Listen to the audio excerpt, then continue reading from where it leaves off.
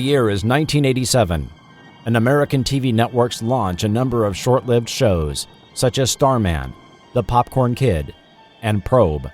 In a fit of midlife nostalgia and an effort to remind the world of shows they have forgotten, lone podcast pilot Chris Cooling steps into the Forgotten TV studio 30 years later.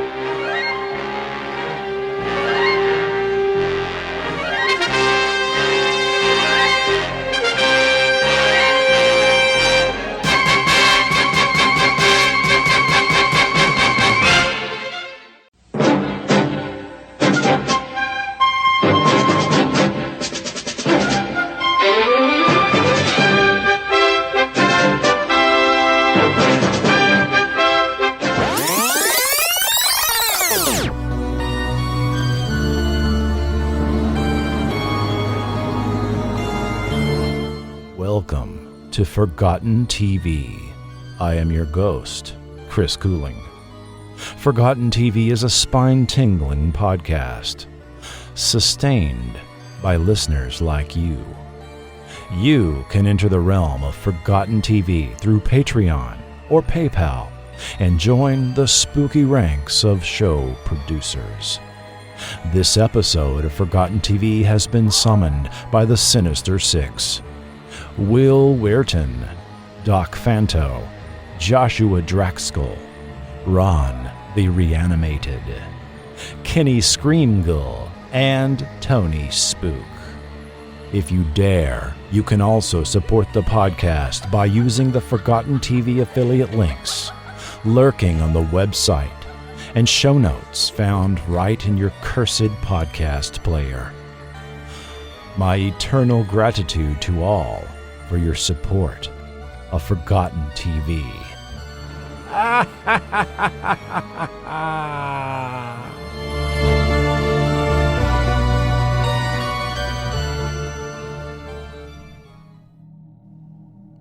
Monsters do exist, in us and among us. They walk in our shadow. They can prey on us more as we fear them less. We should know we created them. Now we try to tell them to go away. Our new and knowledgeable ways provide a certain freedom for the dark creatures. George A. Romero, 1978. The evening of April 4th, 1968, George Romero was making the drive from Pittsburgh to New York City. His trunk contained film cans of the Pittsburgh-produced Night of the Flesh Eaters that he was driving up to the offices of Walter Reed's Continental Film Distributors. Romero, a TV commercial and industrial film producer, had made shorts before for clients like Calgon and WQED's Mr. Rogers' Neighborhood. But now, the 28-year-old had directed and co-written his first feature-length film, which would eventually be included in a short list of films from the era that would influence a new generation of filmmakers and change the horror genre forever. On the drive up, Romero would hear on the radio that civil rights activist Martin Luther King Jr. had been shot and killed in Memphis, Tennessee, and he realized the ending to his film would likely have an additional, unintended impact.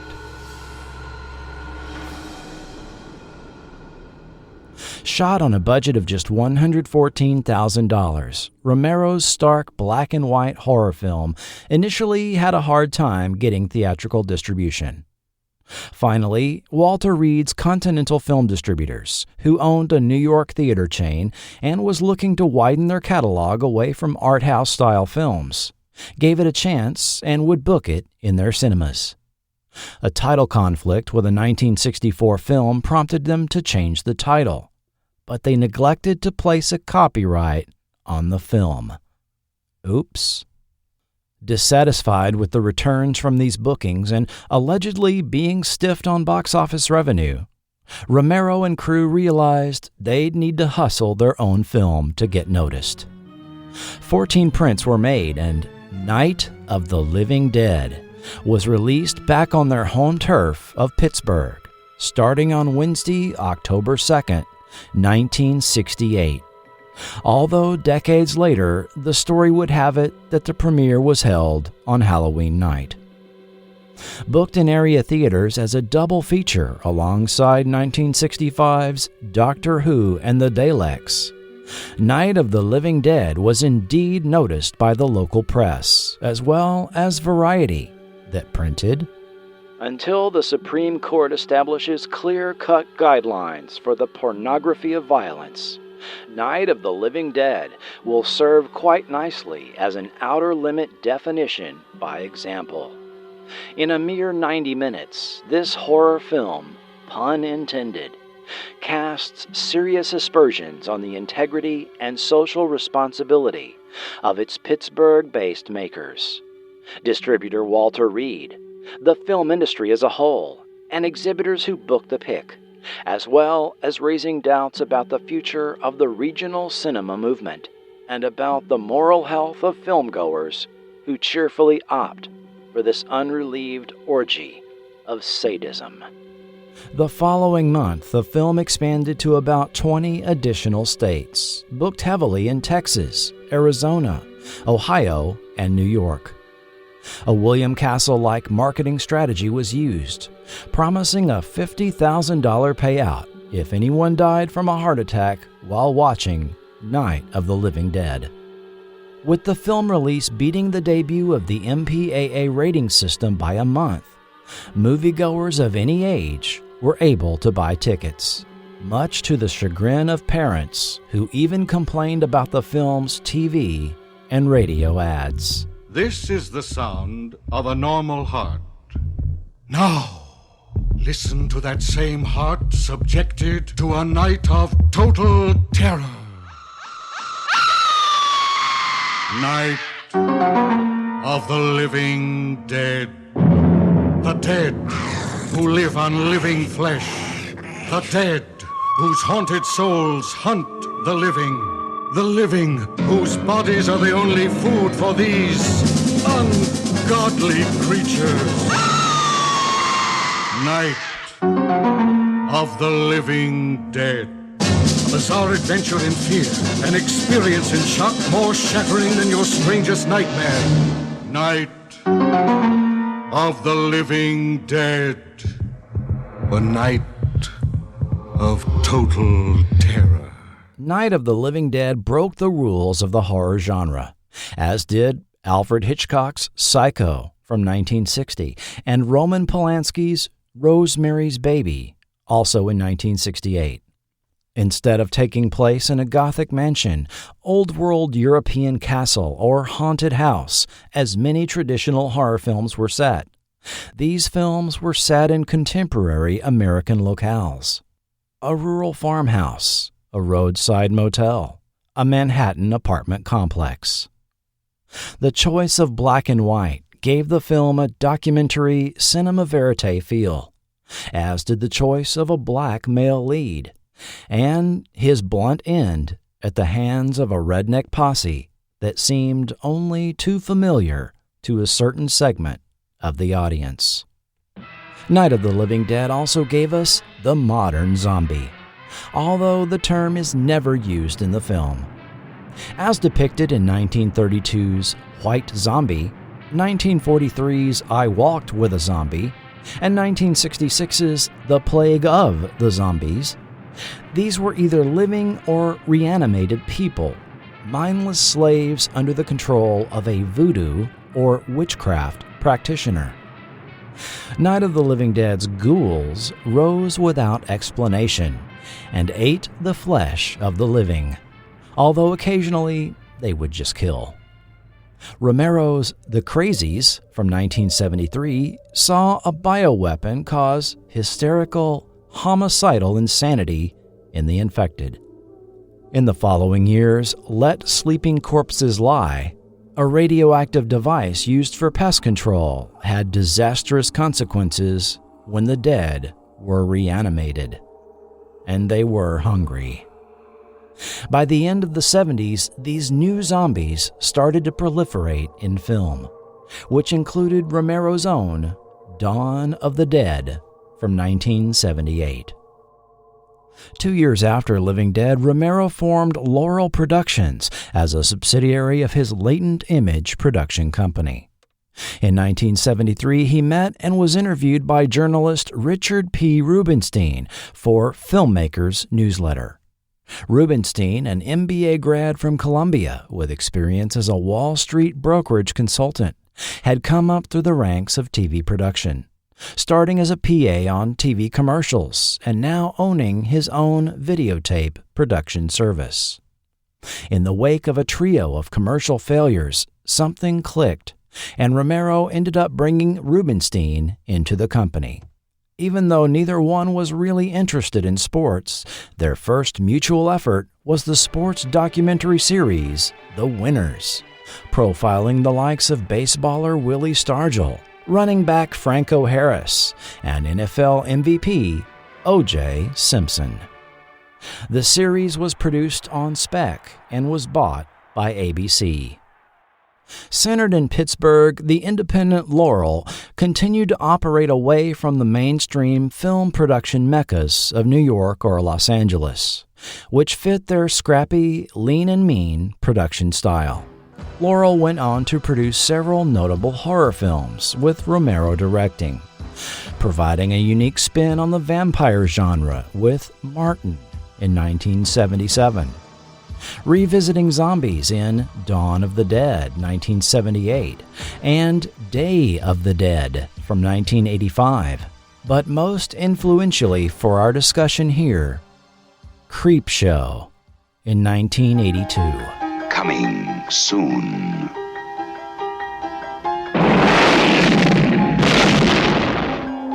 Jolting tales of horror. Creepshow. From the author of Carrie, The Shining, and Cujo. And the creator of Night of the Living Dead and Dawn of the Dead. You'll scream at ghastly ghouls. Cringe at weird kids. And shiver at the doings of evil doctors. Creepshow will grab you, grow on you, and give you the creeps. Creepshow, the most fun you'll ever have being scared. Similar to 1972's Tales from the Crypt from the UK's Amicus Productions, Creepshow told 5 grisly tales in its 2-hour runtime, in the style of the 1950s EC horror comics published by William Gaines. The film was bookended by a story about a young boy getting in trouble for reading the Creepshow comic book, which served as a framing device for the story vignettes. The film was written by Stephen King and featured familiar faces such as Hal Holbrook, Leslie Nielsen, Adrienne Barbeau, Fritz Weaver, Ed Harris, E.G. Marshall, Ted Danson, and King himself in a memorable segment. As you can tell by the trailer, the film didn't take itself too seriously and really leaned into its comic book origins with animated elements in the opening sequence and story transitions. Creepshow enjoyed a wide release, ranking number 1 at the U.S. box office its opening weekend. Following the success of Creepshow, Laurel pursued developing the concept into an anthology horror TV series. Evidently not able to use the title or the stylized visual elements of the film due to rights murkiness with co-producer United Film Distribution Company and distributor Warner Brothers, a new property was born, titled Tales from the Dark Side. Man lives in the sunlit world of what he believes to be reality. But there is, unseen by most, an underworld, a place that is just as real, but not as brightly lit. A dark side.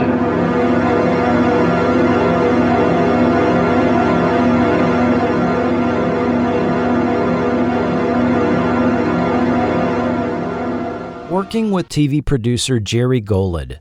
An anthology format similar to that of Alfred Hitchcock Presents, The Twilight Zone, and Night Gallery was used to tell self-contained stories. But unlike those well-known examples, the new series would have no host or framing device to introduce episodes. The budget would be a low $124,000 per episode and split production between studios in New York and LA. However, the show would eschew the TV networks for a different distribution approach. Tales from the Dark Side premiered in 1984, when there were relatively little first-run scripted syndicated shows that weren't afternoon cartoons being distributed. So we're clear on our terms, syndication is when TV programs are sold directly to local stations to air, as opposed to being aired by a TV network. The local station could be a TV network affiliate or an independent, and the typical fare distributed in syndication at the time were reruns of old network shows, game shows, afternoon talk shows, news magazines like Entertainment Tonight, or variety shows like Soul Train and Solid Gold.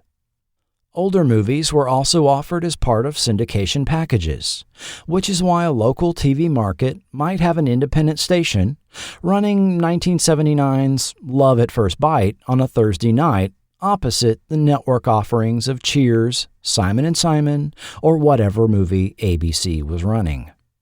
Often the work of a high-profile writer would be used for Dark Side episodes.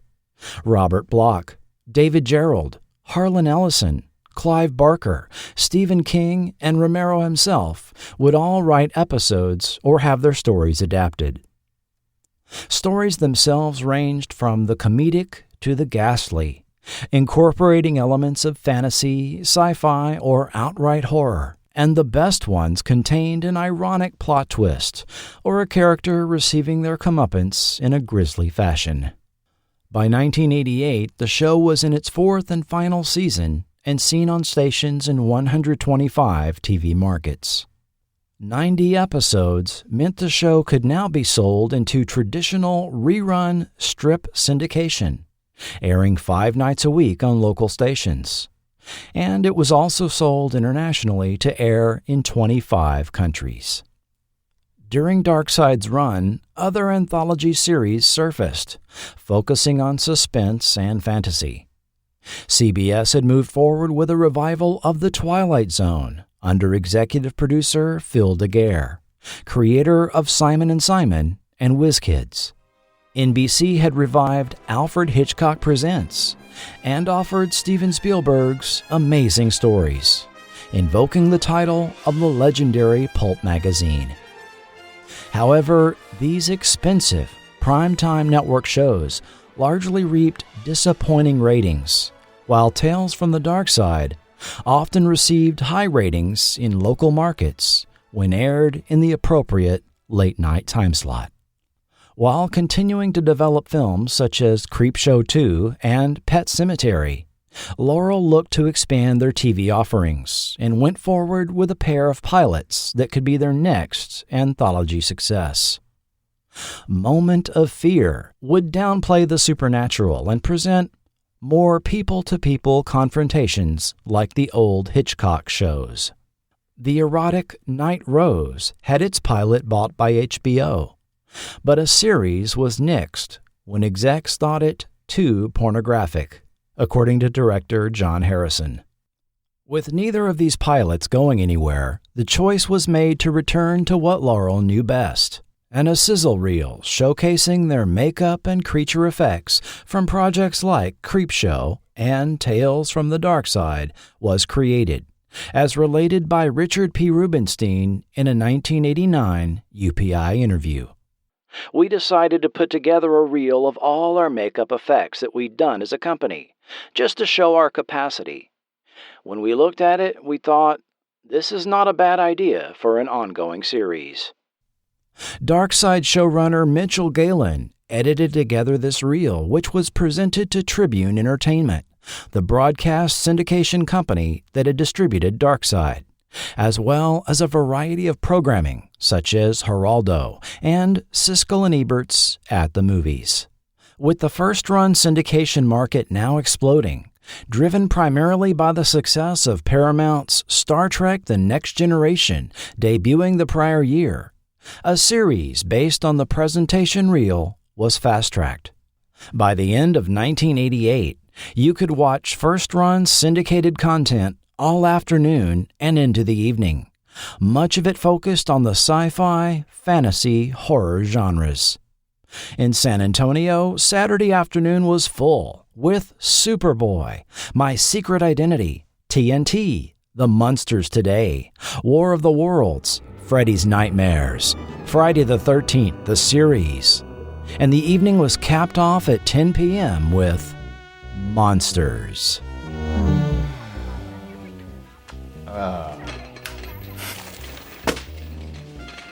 Honey, it's family hour. There must be something on. Oh, wow! Candy critters! Oh! Oh, great. It's Monsters, our favorite show. It's starting.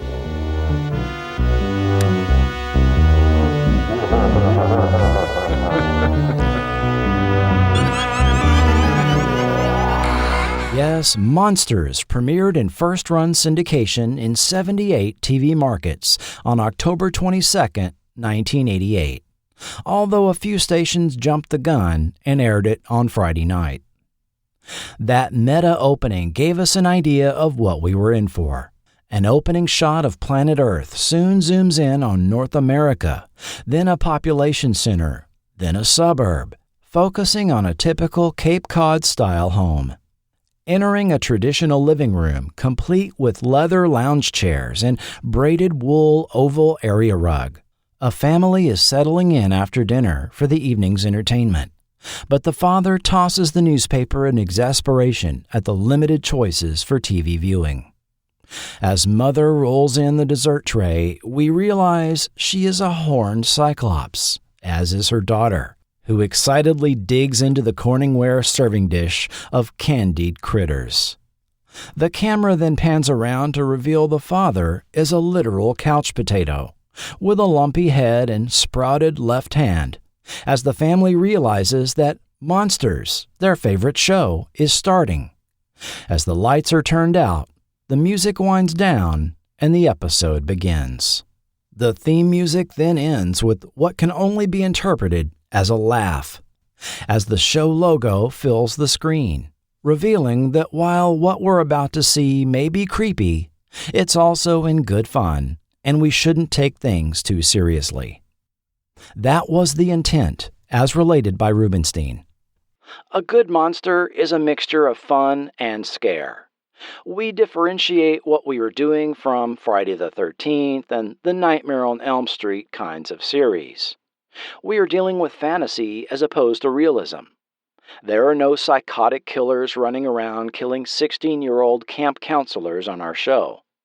We are of the Brothers Grimm fairy tale school, of the school of things that go bump in the night, rather than what has been characterized as slice and dice. Still, some episodes were pretty grotesque and violent for American television. Taking a cue from Darkside, in most markets the show was aired after 10 or 11 p.m.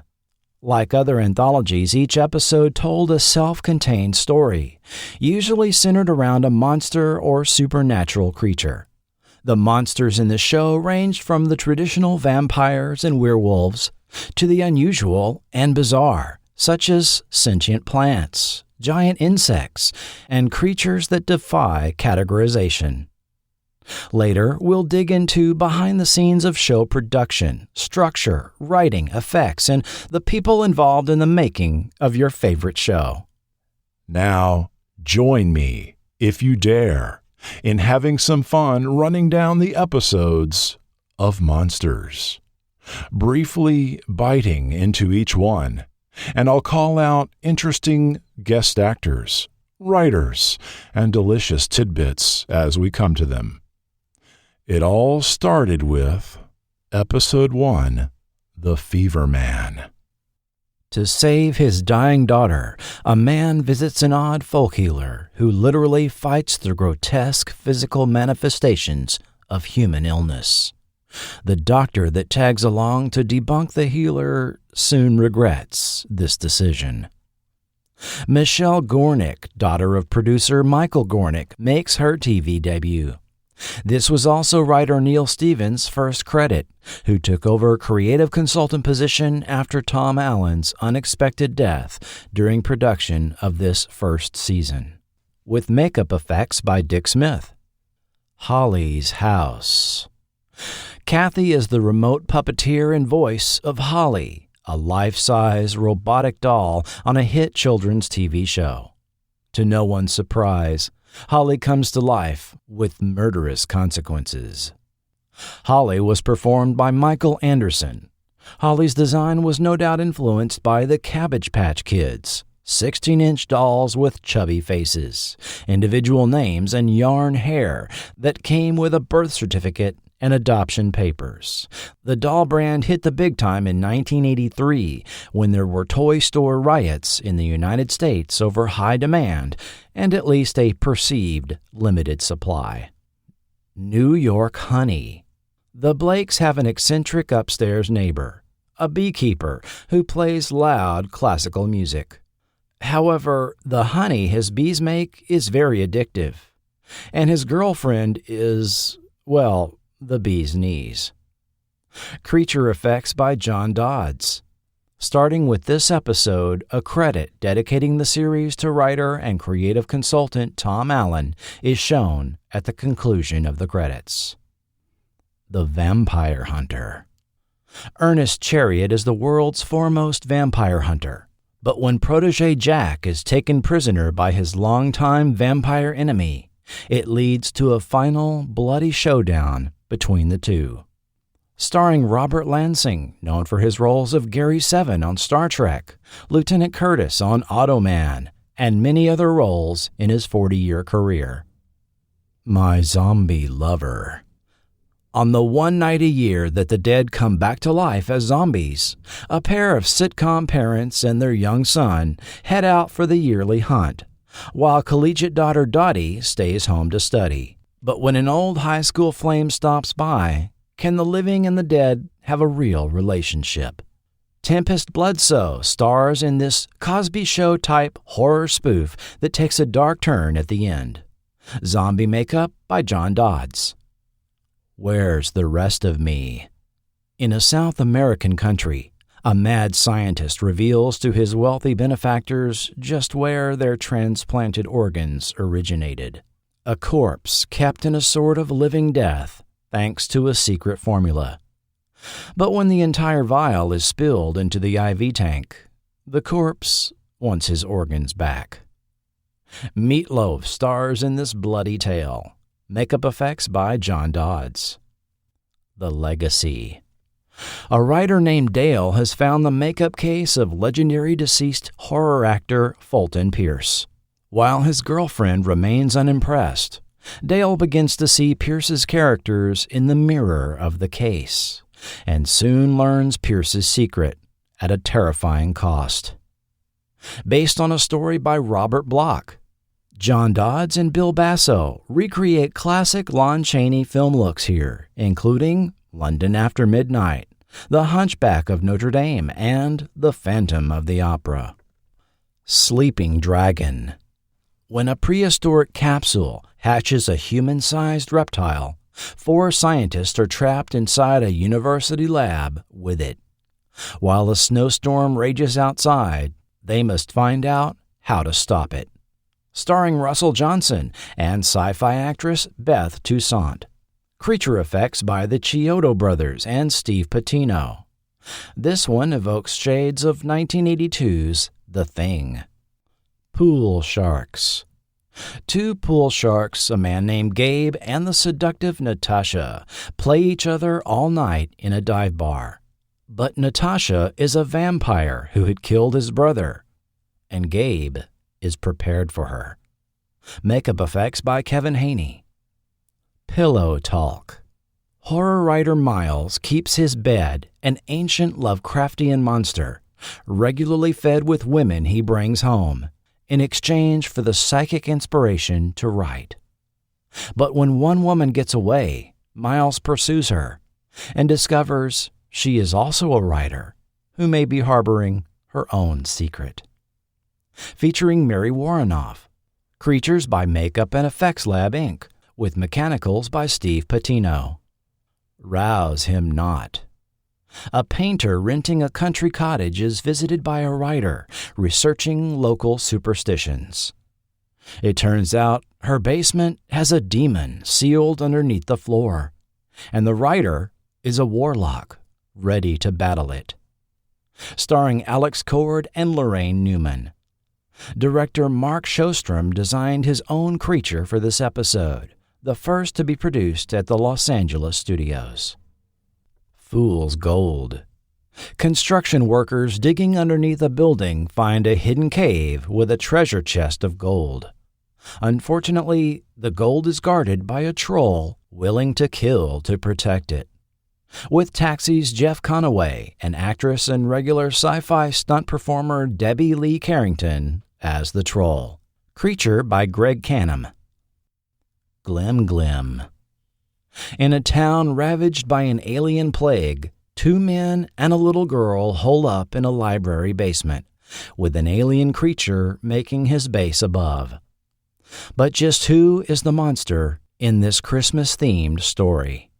Featuring a pre-blossom Jenna Vonoy and Ken Walker as Glim Glim. The episode had been intended to run in December, but due to the 1988 writers' strike, was delayed and did not air until the end of January.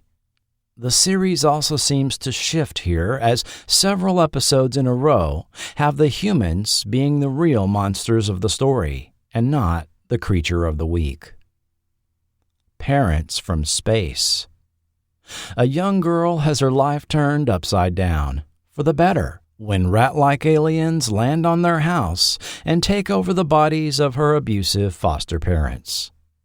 Starring Frank Gorshin and Peggy Cass. Alien Creatures by Vincent Guastini. The Mother Instinct. A wheelchair-bound woman grows some unique melons in her greenhouse, the juice of which has regenerative properties. When her abusive, greedy son-in-law tries to get his hands on the secret, he is introduced to the other life forms living in the dirt. Creatures by John Dodds. Their Divided Self. A pair of famous conjoined brothers are visited on a dark and stormy night by a psychiatrist to help them work through their personal issues. However, he finds to his misfortune there's only one thing they will agree on. Featuring Laverne and Shirley's David Lander. Makeup effects by Rick Lazzarini. Taps. Actress-dancer Susie wants to leave her possessive creative partner Gary, resulting in his murder and dismemberment. A year later, Gary's severed leg, still in his red tap shoe, pays a visit to Susie. Shades of Poe's The Telltale Heart in this mildly gruesome tale. The Match Game. 2 teenage couples play a ghost storytelling game in an abandoned Victorian mansion. However, they are horrified when every detail of their story becomes true. Featuring Father Murphy's Byron Thames and a pre-Beverly Hills 90210 Tori Spelling. Creature by Alec Gillis. Rain Dance. A struggling treasure hunter and his vain wife think they've hit it big time when they buy an ancient statue from an indigenous woman. But they find they've gotten more than they bargained for when they find their God of Death statue is named that for a reason. Featuring Kent McCord and Terry Copley, best remembered as Mickey from NBC's We Got It Made. Cocoon. An amnesiac woman recovering in the hospital from a car accident hires a detective to find out who she is. He brings his psychic girlfriend onto the case, who uncovers her true nature. Makeup effects by Rick Lazzarini. All in a day's work. A single mother and practicing white witch is approached by a man being stalked by his doppelganger, a demonic double of himself. While out of the league of magic she normally practices, she must conjure her own demon to protect her son. With entertaining performances by Adrienne Barbeau and Eddie Velez. Creature effects by Elaine Alexander and Kevin Brennan. Satan in the Suburbs. A writer and harried single mother has a handsome devil appear to her in her kitchen, wanting her to write his life story. In the process, she and her young son gain their own devilish powers. Featuring Chris Noth, Deborah Strang, and young Danny Gerard, later of Brooklyn Bridge. Creature effects by Vincent Guastini. Mannequins of Horror. In a dystopian society, a former brilliant surgeon held in an asylum by the state spends his time creating perfect, anatomically correct clay figurines. When the asylum director takes away his clay figures, they have other plans. Based on a short story by Robert Bloch, which invokes themes explored in The Twilight Zone's The Obsolete Man.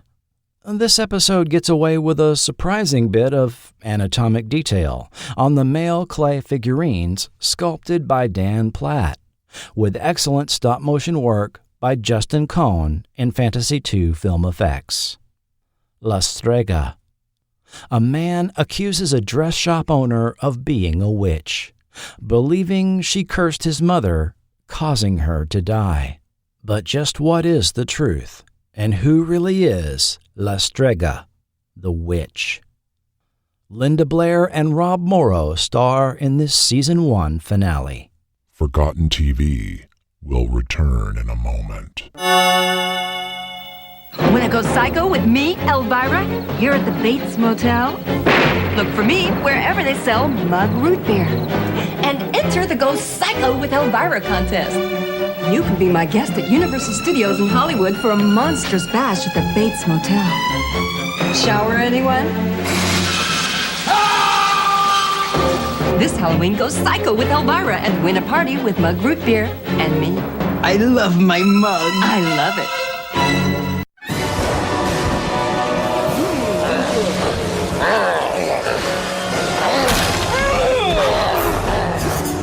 Nasty weather got you little monsters uptight.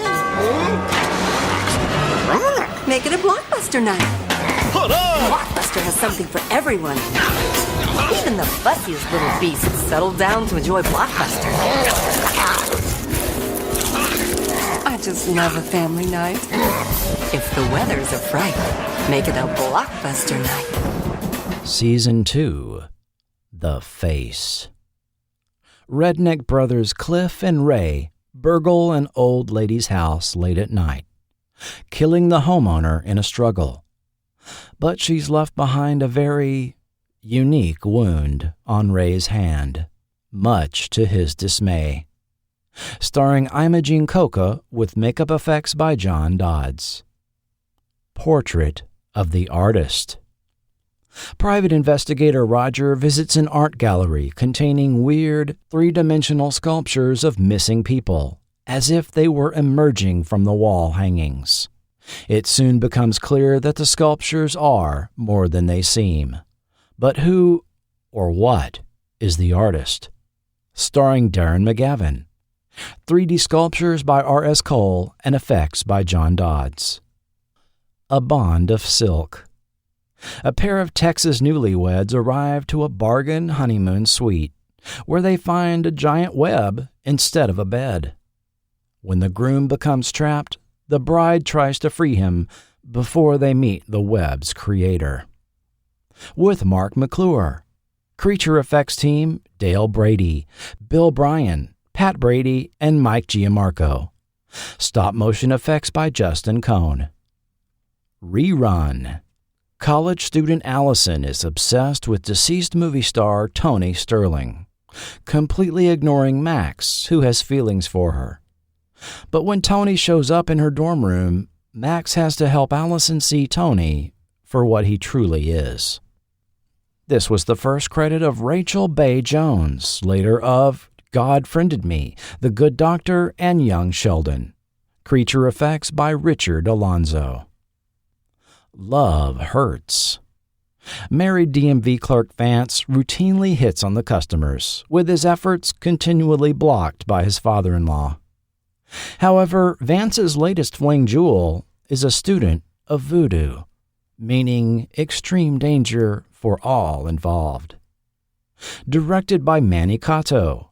Effects by Steve Johnson. The Farmer's Daughter. Aging Bible salesman Howard Philby is stranded at a farmhouse, and Ma and Pa let him sleep upstairs with their daughter, with a privacy sheet between them, mind you. But when the sheet comes down, what kind of fate awaits the naughty Philby? The first of 3 episodes directed by actor Michael Warren Powell. Soupy Sales and old indie actor George Hall star in this monster's take on an age-old joke. Makeup effects by Paul C. Riley. Jar.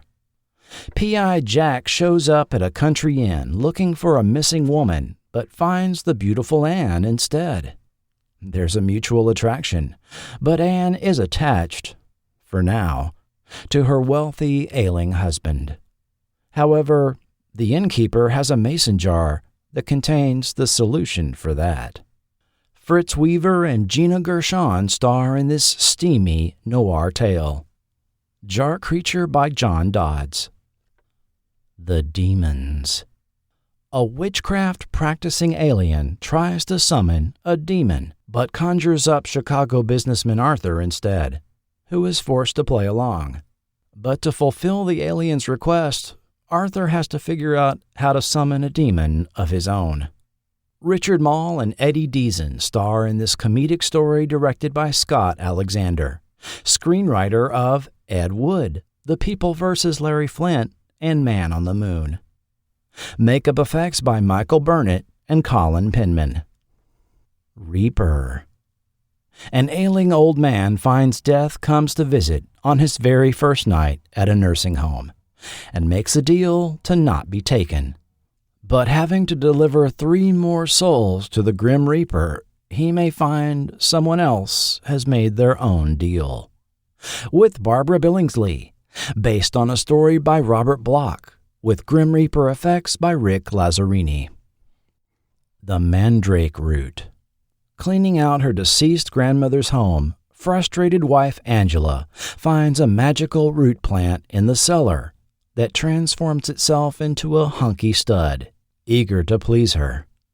But of course, there's a catch, which her husband will soon find out about. Creature effects by Oscar winner Kevin Haney. Half as old as time. Dying old Dr. Miner visits his archaeologist daughter to find the location of a secret Native American fountain of youth, guarded over by the snake god of forever. But when he drinks of its waters, he finds the snake god will require something in return. Starring Leif Garrett, old age effects by Steve Johnson. Museum Hearts. A young man, his girlfriend, and her rival are locked overnight in a museum with a crate that contains the ancient corpse of a druid priestess. When the man has a minor injury, his blood reanimates the priestess, intent on resurrecting her sensual female cult. Effects makeup by John Dodds. Habitat. A young woman agrees to participate in a 9-month alien experiment in solitary confinement to the risk of her own sanity. Written by David Morrell, author of the novel First Blood and creator of John Rambo. Alien effects by John Bisson. Bed and Bore. Salesman John is stuck in a terrible motel, adjacent to a room with a constant domestic disturbance. But when the woman from next door seeks refuge in his room, John finds her husband is a male chauvinist pig, in more ways than one. Featuring Steve Buscemi, pig makeup by Vincent Guastini. Mr. Slobber, a put-upon, dinosaur-loving boy with a loathsome family, finds a wonderful toy in his box of breakfast cereal that grows into Mr. Slobber, a friendly amphibious creature who has plans for Mom and Sis. With Robert Oliveri of the Honey, I Shrunk the Kids films. Creature created by Vincent Guastini. Perchance to Dream. A college student with a head injury suffers from sleep deprivation and finds his dreams have entered the real world, endangering himself and others. He is advised that to stop it, he must enter the dream world and face his unconscious self. Featuring Raphael Sabarge, later of The Guardian and Once Upon a Time. FX work and video graphics by Boyington Productions. One Wolf's Family. A middle-aged werewolf couple learn their daughter's fiancé is a weir hyena, meaning a mixed marriage. Meanwhile, the nosy and racist next-door neighbor is too curious for her own good. Jerry Stiller and Mira and Amy Stiller star in this sitcom-style story. Written by Paul Dini. Creature makeup and prop effects by Paul Riley and Chris Bingham. Some thought was given to spinning this story off into its own series. The Offering. A young man recovering in the hospital from a concussion begins to see hideous, extra-dimensional creatures seemingly feeding on cancer patients. To save his own mother, he must take drastic action. Orson Bean stars in this extremely gross tale. Creature effects by Michael Burnett. Far Below. An auditor investigating the budget requests for a subway maintenance crew discovers they serve as pest control for a race of subterranean creatures living in the tunnels that feed on human flesh. Starring Barry Nelson, best known for the 50s series My Favorite Husband. Directed by Deborah Hill, writer of the Halloween films. Based on a story by Robert Barber Johnson. Creature effects by the KMB EFX Group. Microminds. Professor Becker receives a signal over his giant radio antenna, not from outer space, but from intelligent microscopic life living in the antenna's cooling tank. But what happens when they think Professor Becker is their god? With Troy Donahue, directed by Monsters West Coast producer Anthony Santa Croce. Creature effects by Steve Johnson. Refugee. A former U.S. spy who studies the occult as a hobby is brought out of retirement to track down a defecting Soviet scientist, whose pursuers turn out to be demons. The first of 3 episodes written by Haskell Barkin, who used to write a lot of Saturday morning cartoons, and 4 episodes of CBS's Twilight Zone reboot. Makeup effects by Todd Masters. The Gift. Young Jeffrey is held hostage by a pair of criminals in a remote cabin and locked in the cellar with a chained, telepathic man-beast. Trapped together, a friendship is struck, but they must decide what to do when they learn they will both be killed. With Abe Vigoda, 6'2" dancer Carlos Lauchu in makeup as the Beast, and John Bolger doing voiceover. Jeffrey was played by Zach Overton. Creature effects by John Dodds. According to Fangoria, this was the first second-season episode filmed. Overton, a child actor from the age of 5 to 13 in the 1980s, recalled Abe Vigoda to be a very nice, seasoned professional, telling Forgotten TV, "But this was later in his career, and he did struggle to remember his lines. I do happen to remember multiple takes where he said, 'Go get some stove for the coal,' instead of coal for the stove." He also noted John Bolger was on set for key scenes, reading his lines off camera. As he was used to performing live in front of an audience, he found the non-linear order of scene filming for Monsters to be jarring, and added, "The final shot of me with the tears running down my face was the final thing we shot, and felt a bit of an afterthought, very rushed.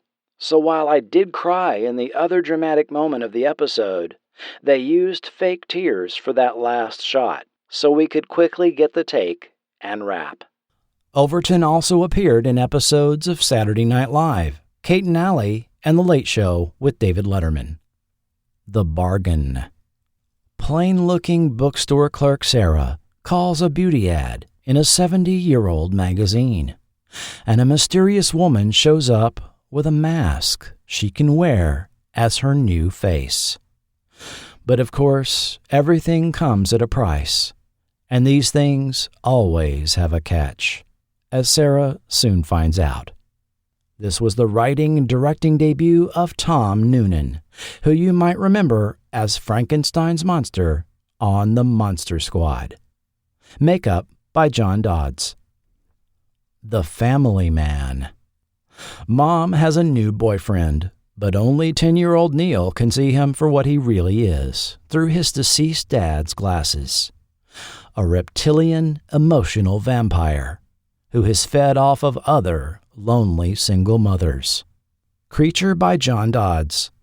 The plot point where characters can see creatures posing as humans using special glasses was seen in the film They Live from late 1988, about a year and a half before this episode aired. Forgotten TV will continue in a moment. Welcome to the world of terror. When I'm not busy embalming bodies, which isn't often, I like to relax with some good family reading. Let me introduce you to my personal library of Fangoria, the leader in horror entertainment. What a fascinatingly hideous cover of Freddy Krueger. And devilishly candid reviews of the latest horror videos. And gloriously bloody color photos from the newest Friday the 13th. They're all here in Fangoria. Can I persuade you to subscribe? Customers! Let the dead bodies wait. Hi, I'm a Boglin. Me and my buddies want to be your friend, right, guys? Right. Call us at 1-900-909-5464 and hear how we can protect you from ferocious beasts. And help your teacher grade your math test. Yeah, new story every day. One call gets you a 3D Boglin hologram like this. 4 calls get you a set of 6. Trade them with your buddies. And part of your $2.35 2-minute call goes to Special Olympics. So get your parents' permission and call us at 1-900-909-5464. Go get the phone. I said get it, not eat it. Season 3. Stressed Environment. A female scientist has spent 12 years breeding a species of intelligent rats. However, she finds they have evolved enough to develop tools and weapons and organize to defeat their captors. Another season premiere written by Neil Stevens, featuring a surprising amount of sidal nudity at the beginning, blurred by some TV stations, with Carol Lindley. Stop-motion effects by John Dodds. Murray's Monster. A blowhard psychiatrist who feels suffocated by his wife discovers he can hypnotize neurotic patient Murray into manifesting his repressed anger. Things take a surprising turn when he tries to arrange Murray's monster to rid himself of his wife. Featuring Joe Flaherty, Teresa Ganzel, and Marvin Kaplan in this comedic farce. Creature effects by Michael Burnett, performed by makeup artist Colin Penman. Bug House. Ellen has car trouble and stays with her very pregnant sister in her childhood home, now infested with roaches, as well as her sister's boyfriend Peter, who has a sexual power over women. Both women discover the horrifying truth about Peter far too late. With thoroughly disgusting creature and makeup effects by Vincent Guastini and Joe Meccia. cellmates. An obnoxious, wealthy American runs over a boy and is thrown in a South American jail into the bad cell, reserved for the worst offenders, which all prisoners disappear from. He soon finds why when he sees what his next-door cellmate transforms into. Makeup effects by Brian, Gioia, and Melanie Moore. Outpost. Hundreds of years in the future, a brain-wiped, bioengineered criminal sentenced to work a mining outpost in distant space is visited by a female inspector to find out why his quotas aren't being met. Although the story ends with a tropey twist, it's one that caught me off guard. With Juliette Mills, creature makeup by Steve Johnson and Bill Corso. The Hole. 3 GIs exploring enemy tunnels in Vietnam discover a bunker with a soul-dying survivor that warns them of what resides in the tunnels. Trying to find their way out, they find the tunnels won't let them leave. With Ahmad Rashad, Great Zombies by Paul Riley, Chris Bingham, and Seth Wolfson. Small Blessing. A suburban couple are parents to a 36-pound, fanged carnivorous mutant who eats raw meat and climbs the walls and drives mommy ragged. He comes in handy, though, when the neighborhood delivery boy turns out to be a sociopathic serial killer. With MTV's Julie Brown, Peggy Ray, Kevin Nealon, and a very early appearance by David Spade. Creature by Michael Burnett. Shave and a haircut, 2 bites. A teenage boy tries to convince his friend that the barber shop across the street is a den of vampires. Breaking into the barber shop, they don't find vampires, but something just as evil. Written by Dan Simmons, a prolific novelist known for the Hyperion Cantos and Seasons of Horror series. With Will Wheaton and Matt LeBlanc. Creature by Michael Burnett. Here, LeBlanc was the Hollywood newcomer, and Wheaton the acting veteran, with a decade of work under his belt. The two became friends during filming, finding they both liked Monty Python, MST3K, and the Zucker Brothers. During filming, LeBlanc turned Wheaton onto a new show called The Simpsons. The two tried to stay in touch, but their lives took them in different directions. In a few years, Wheaton turned on the TV to find LeBlanc had been cast in Friends, one of the most popular sitcoms of all time. The Young and the Headless. Victoria is surprised when her hunk of a former husband, thought dead, returns after years in the jungle. However, her current husband, a wheelchair-bound, mad surgeon, turns him into a headless, remote-controlled automaton. Karen Valentine stars in this soap opera-like adaptation of an 1887 short story by W.C. Morrow. Makeup and special effects by John Dodds, Jay Kushwara, and Mark Alfrey. However, the headless effects produced on video visibly clash with Monster's 16mm format. The episode music is a take on Cotton's Dream from Bless the Beasts and Children, later known as the theme to daytime drama The Young and the Restless. The Waiting Game. Isolated missile technicians in various bunkers are on their own after a nuclear war wipes out humanity. Over the coming days, they realize that the outside world has been taken over by the undead, who now have all the time in the world. Writer John Fox was clearly inspired by 1983's War Games, with some dialogue from the opening 5-minute segment almost exactly the same as the beginning of that film. Vampire makeup by K&B EFX Group. Sin Sop. A skeptical reporter investigates the claims of Southern preacher Brother Roy, who will extract your sins for a price. Hold the dead hand of the world's evilest man, and your sins are converted into a physical slime, ejected into a bathtub, which gives female sinners a hysterical paroxysm in the process. The sexual innuendo was off the charts in this very weird episode, combining the modern legend of late 19th century doctors treating female hysteria and the ancient folk ritual of the sin eater. Makeup effects by Richard Alonzo.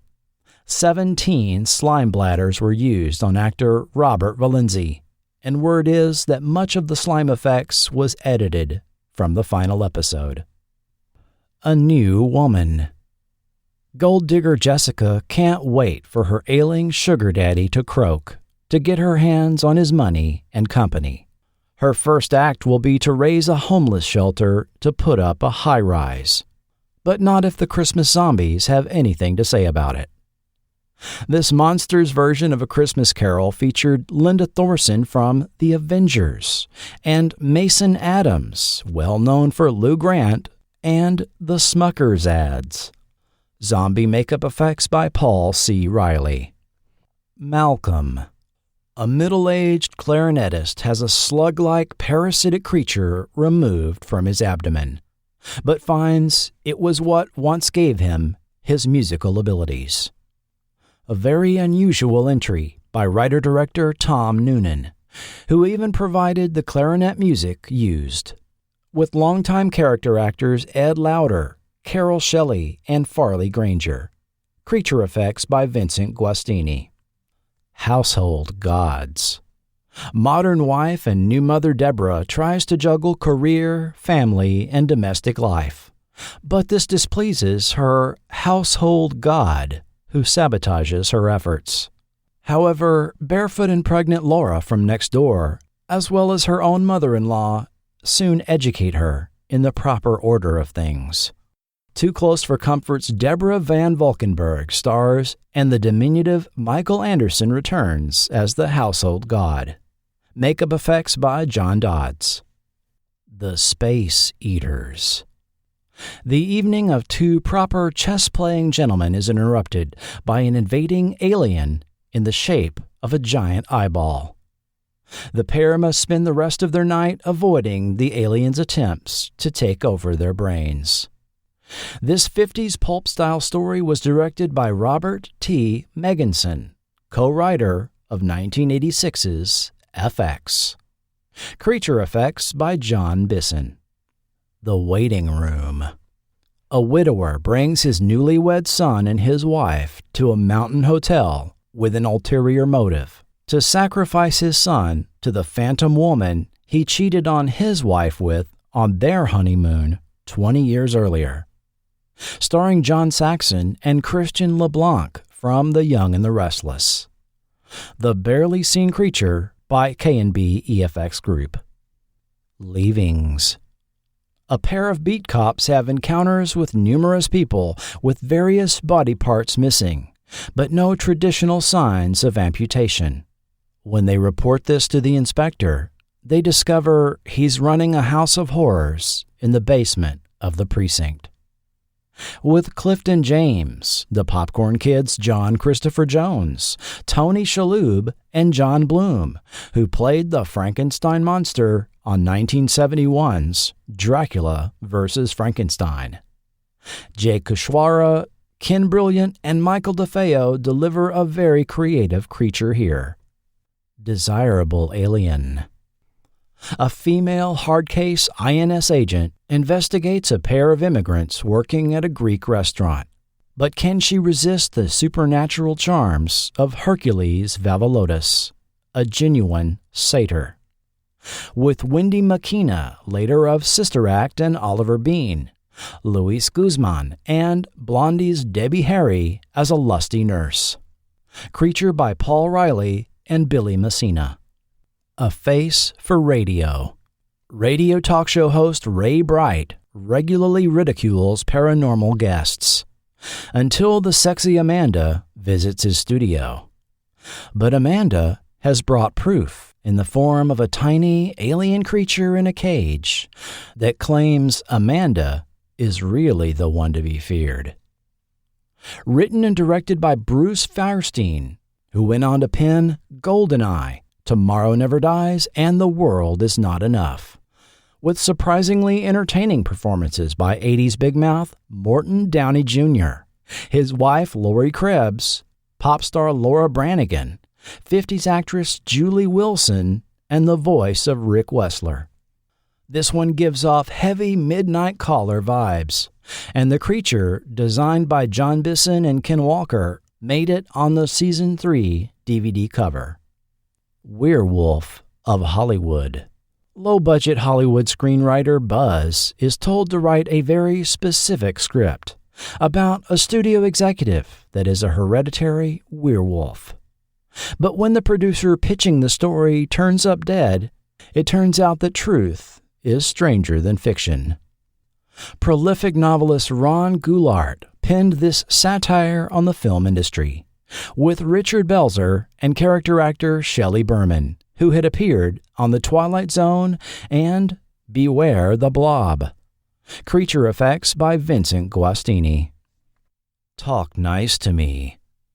A player that juggles multiple women over the phone is the recipient of some interesting calls from a mysterious stalker that seems to know everything about him.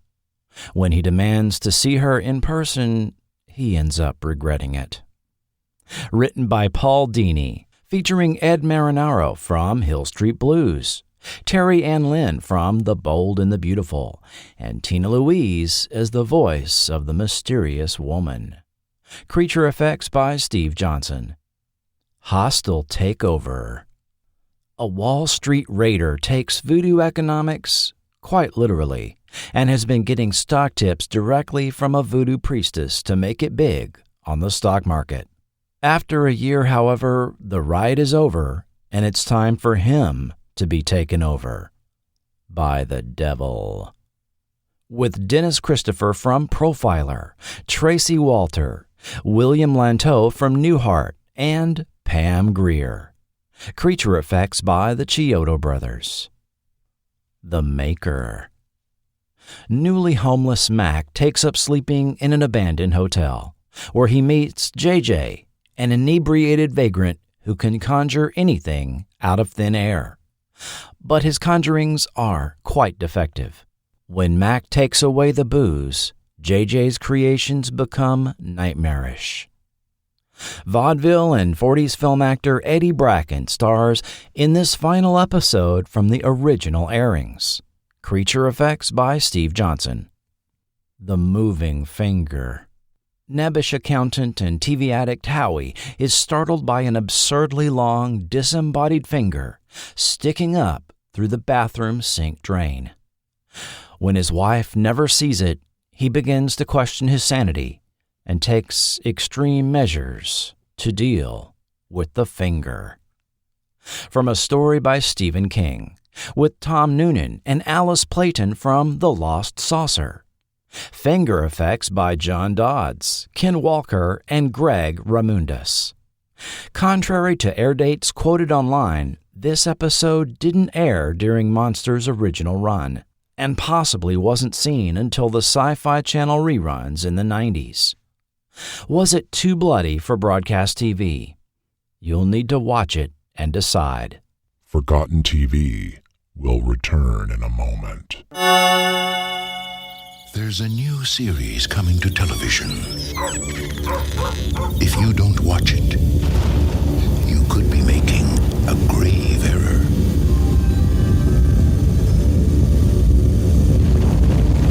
A very grave error. Friday the 13th, the series.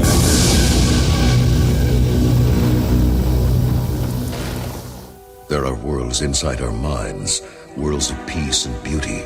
But when our minds wander too far, we lose control and enter the dark, deadly world of Freddy Krueger, where nightmares come alive. Experience this world every week on Freddy's new television series, A Nightmare on Elm Street, the series, Freddy's Nightmares. Don't let him catch you sleeping.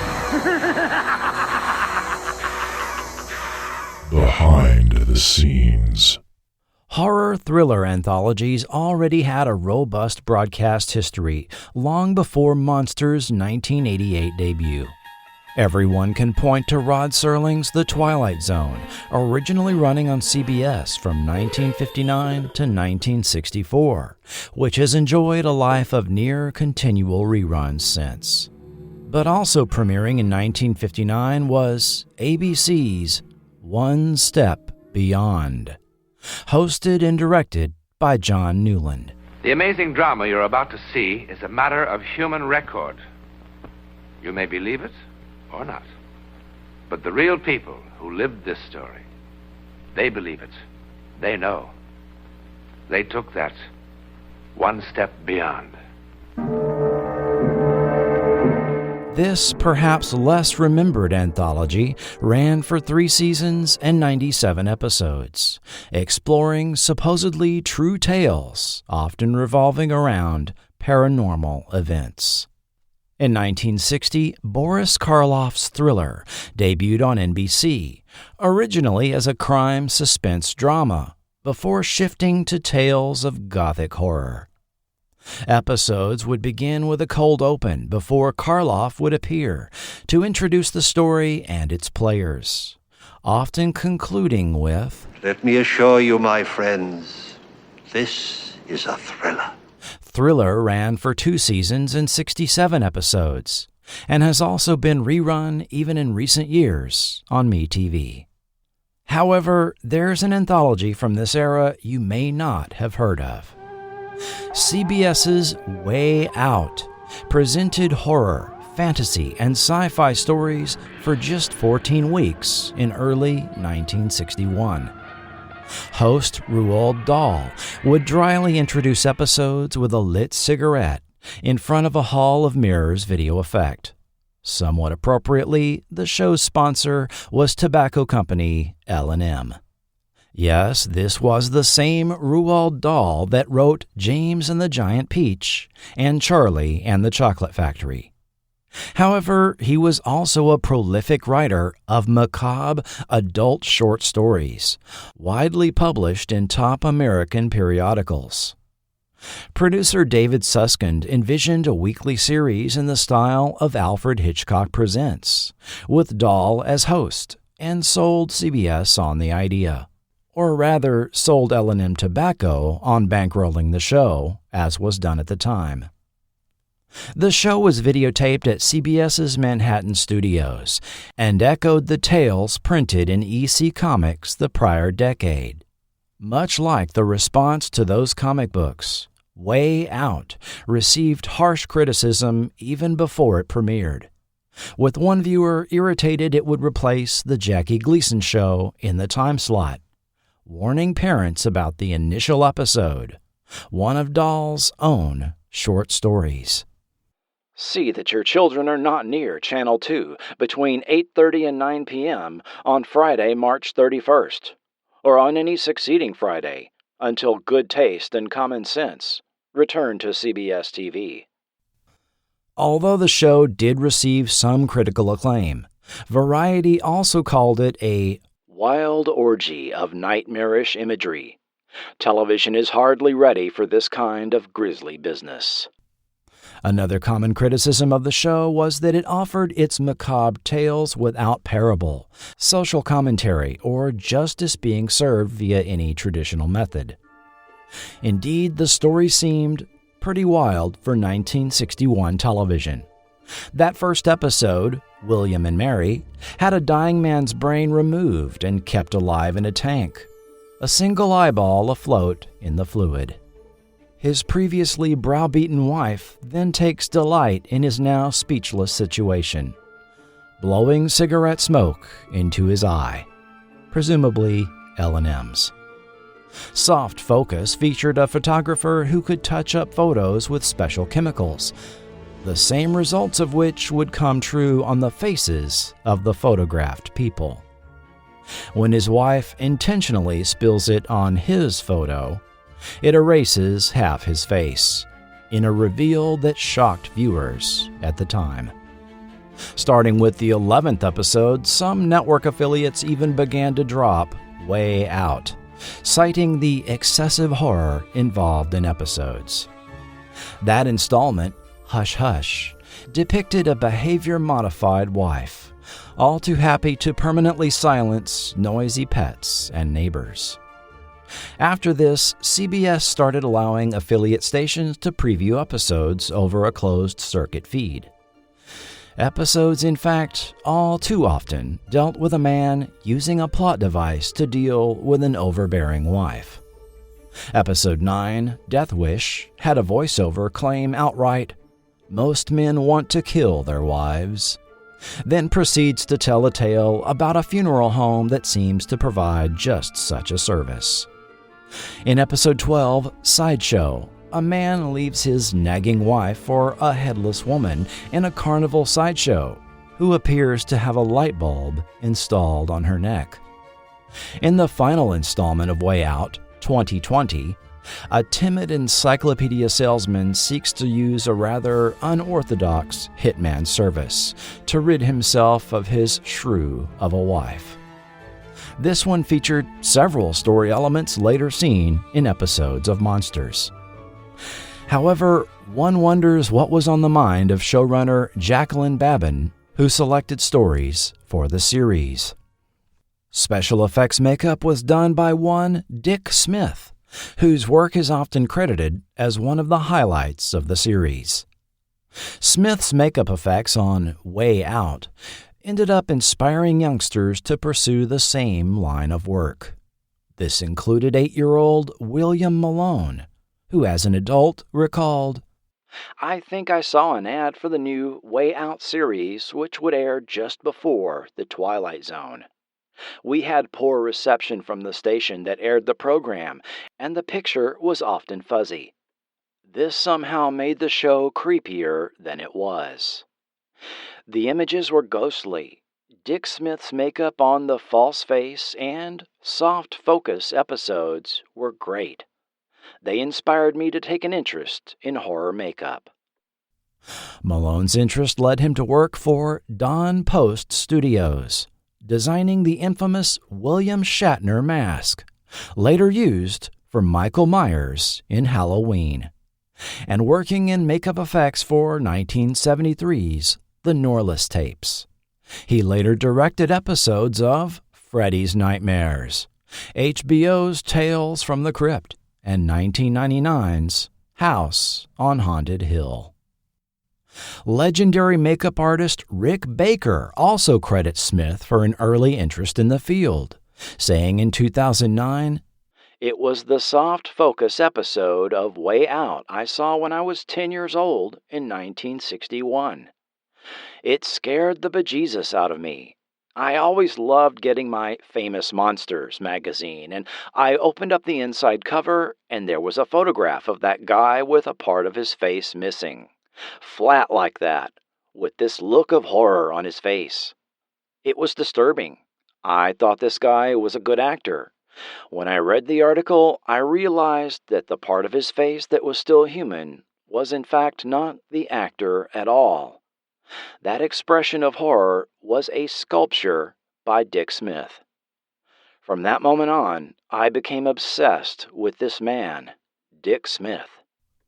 With Way Out becoming problematic with affiliates, CBS exercised their cancellation option and ended the show after 14 weeks.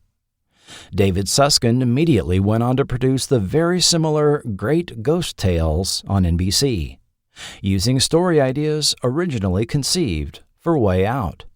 But this series only lasted 12 weeks. Roald Dahl ended up hosting the UK anthology Tales of the Unexpected 18 years later, which adapted more of his stories for the small screen.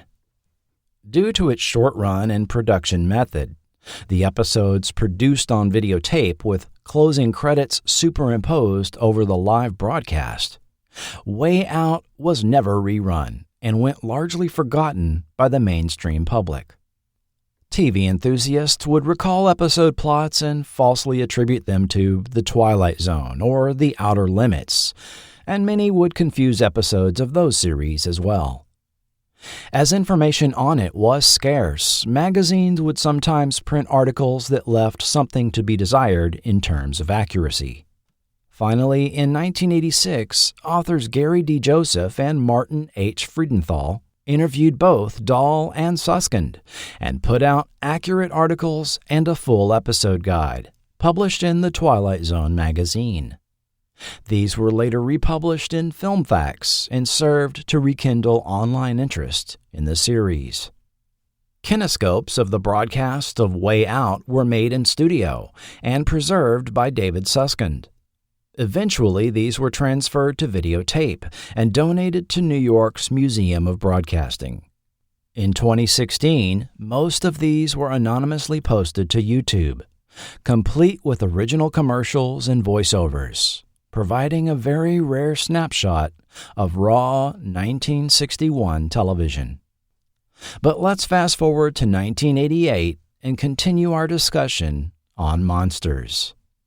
Laurel Entertainment, desiring to produce a follow-up series to their Tales from the Dark Side, ending its run in July 1988, sold distributor Tribune Entertainment on the concept of producing a similar horror anthology series, focusing on creatures, makeup, and special effects. 72 total episodes of Monsters were produced, with new episodes airing up to April 1991.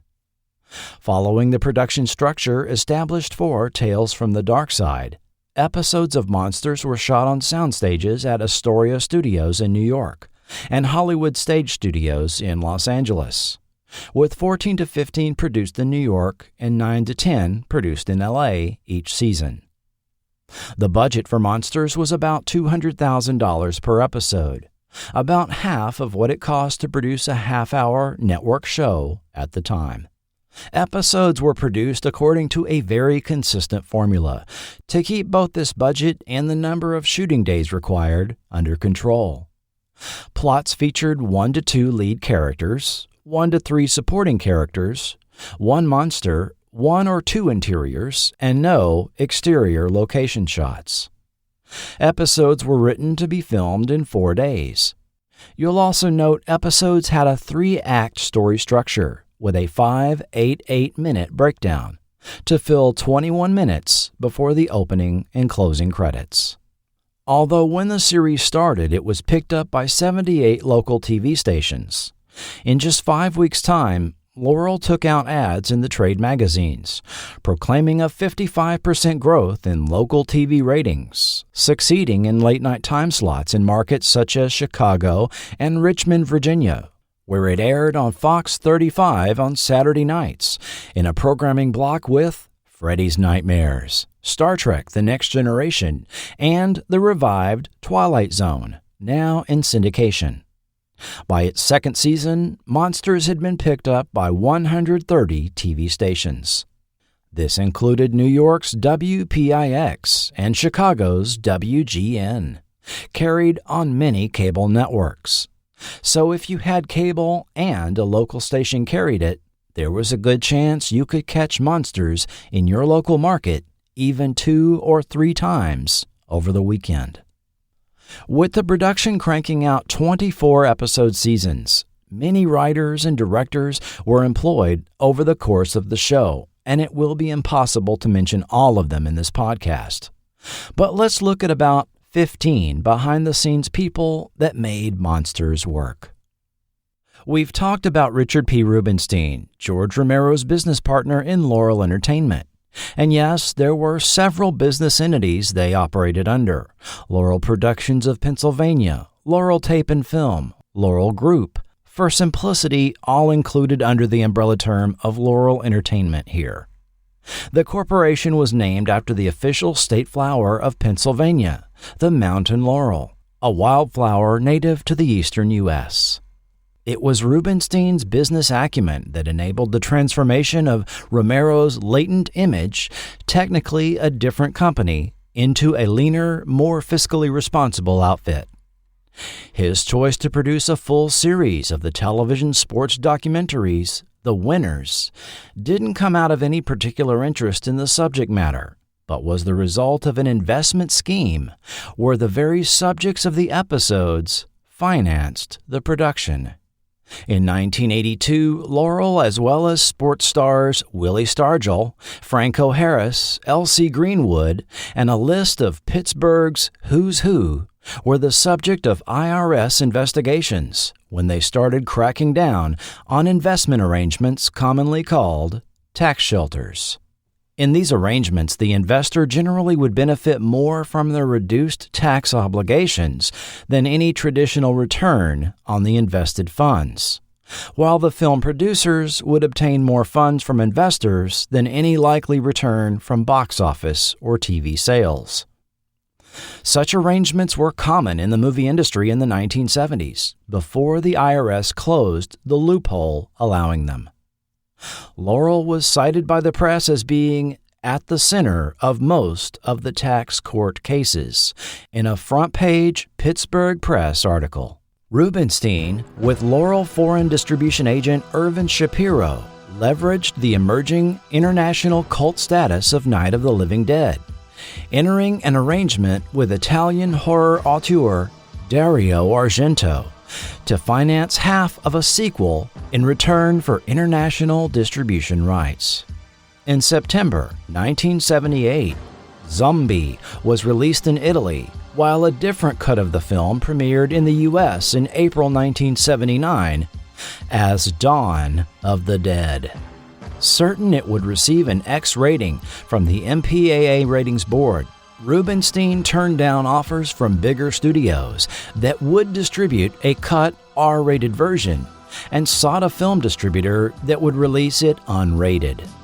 As he noted at the time, no major company will release a film with an X rating. The flaw in the rating system is that X carries the connotation of sex. There is no sex in Dawn of the Dead, not even a kiss. As I extensively detailed in Forgotten TV Supplemental 12, the MPAA's intentional decision to not copyright the X rating resulted in it being hijacked by the porn industry. So, in an early example of a film studio circumventing the MPAA altogether, Laurel partnered with United Film Distribution Company, and Dawn of the Dead was released without an MPAA seal, but included the following notice in advertisements and one-sheets. There is no explicit sex in this picture. However, there are scenes of violence which may be considered shocking. No one under 17 will be admitted. The risky strategy was successful, and the film, the budget of which was likely around $700,000, reported worldwide box office returns of $24 million by late 1979. In 1980, Laurel Entertainment went public in an IPO, their prospectus listing a number of projects in development, among them Night Riders, Day of the Dead, Creepshow, and Stephen King's The Stand, with Romero and Rubenstein owning equal shares, constituting a majority ownership in the company. The pair was poised to take Laurel Entertainment into the 1980s. Joining Laurel in 1985 as vice president of production was Mitchell Galen. Galen's early days and late nights as a musician in a touring band led him to seek a different lifestyle. Wanting to enter the film business, Galen visited one talent agency after another until he lucked into a referral to the Fifi Oscard agency. His first job was assistant to Michael Learned on the TV series Nurse, produced in New York. He then jumped at the opportunity to assist producer Robert Halmy Sr., developing a string of TV movies, including recruiting Peter O'Toole over a 3 a.m. phone call for the 1983 TV movie Svengali. Starting with its second season, Galen oversaw production of Tales from the Dark Side, as well as the subsequent series Monsters, and held a key creative decision-making role in Laurel Entertainment following the departure of George Romero in 1985. Tom Allen was a film critic and contributor to periodicals like the Soho Weekly News, The Village Voice, Film Comment, and perhaps most telling, the Long Island Catholic in the 1970s. When John Carpenter's Halloween was faltering at the box office, a positive review by Allen in The Voice that joined Roger Ebert in praising the film was credited by Carpenter as the turning point in the film's success. Allen's reviews also gave positive consideration to filmmakers like John Waters and George Romero.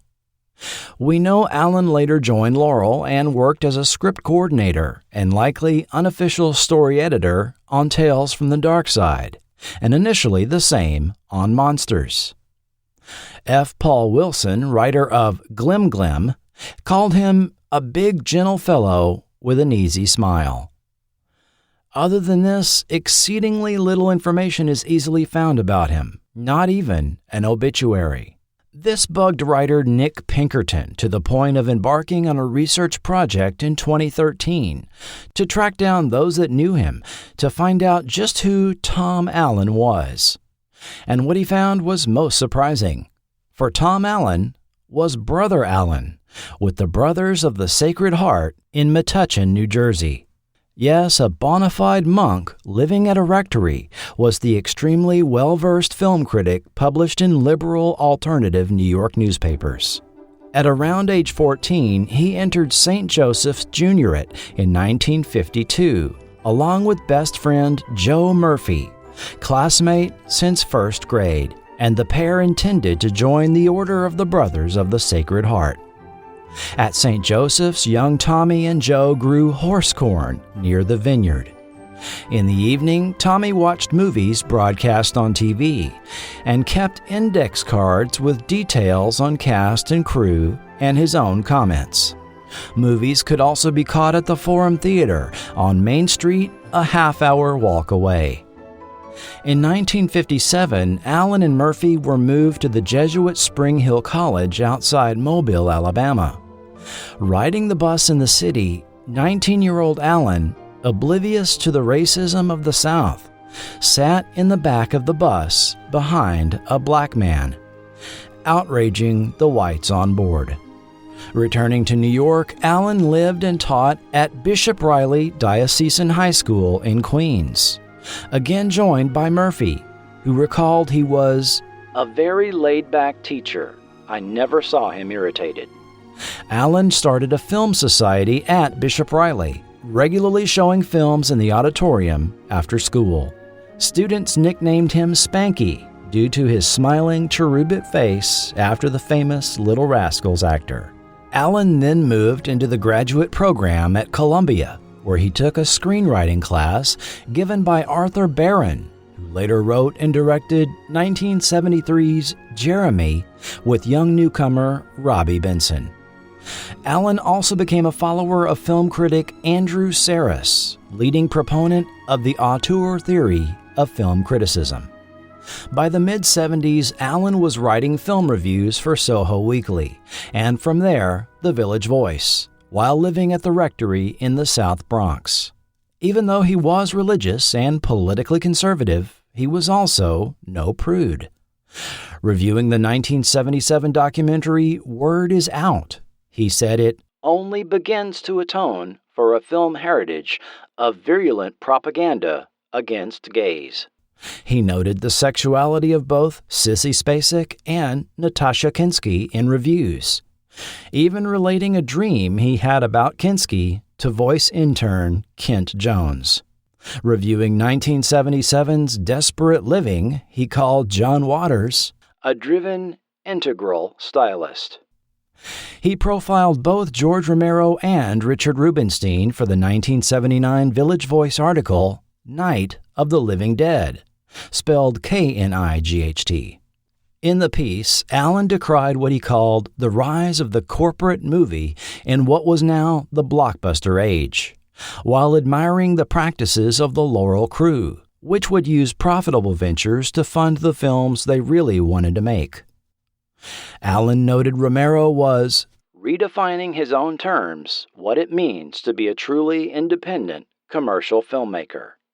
Although he turned down appearing as Friar Tuck in Romero's Night Riders, having lost his reviewing position at The Voice, he found himself part of the Laurel crew. Allen's reviews had often found flaws in story structure and pacing. Thus, he was fittingly put in charge of coordinating the writing for Tales from the Dark Side, working out of Laurel's New York offices. Sadly, his two carnal habits of chain-smoking extra-long Moore cigarettes and consuming junk food on the go caught up with him. One September morning, Brother Allen was not present at morning prayer. The brothers found that he had died in his room overnight at 50 years of age. He had passed during production of Monsters' 4th episode, and a credit dedicating the series to him was placed at the end of every episode, starting with the 3rd. The New York Film Critics Circle also recognized him with a special posthumous award. He was laid to rest at the Brothers Cemetery on the St. Joseph's campus behind the House of Studies, not far from where he and best friend Joe once grew horse corn. Neil Stevens began writing screenplays when he was 13 years old, as he explained to interviewer Brock Swinson last year. "I have been writing for a long, long time, back before there were even screenwriting books. I think I bought an old Star Trek episode, which was totally inappropriate as a screenwriting guide. You could order screenplays back then, but they were written after the fact, so they were not at all useful."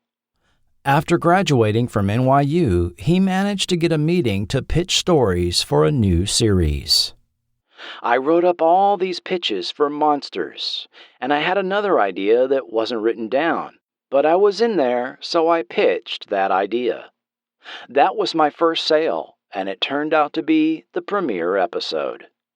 Following Tom Allen's unexpected death, his position on Monsters was filled by Neil Stevens.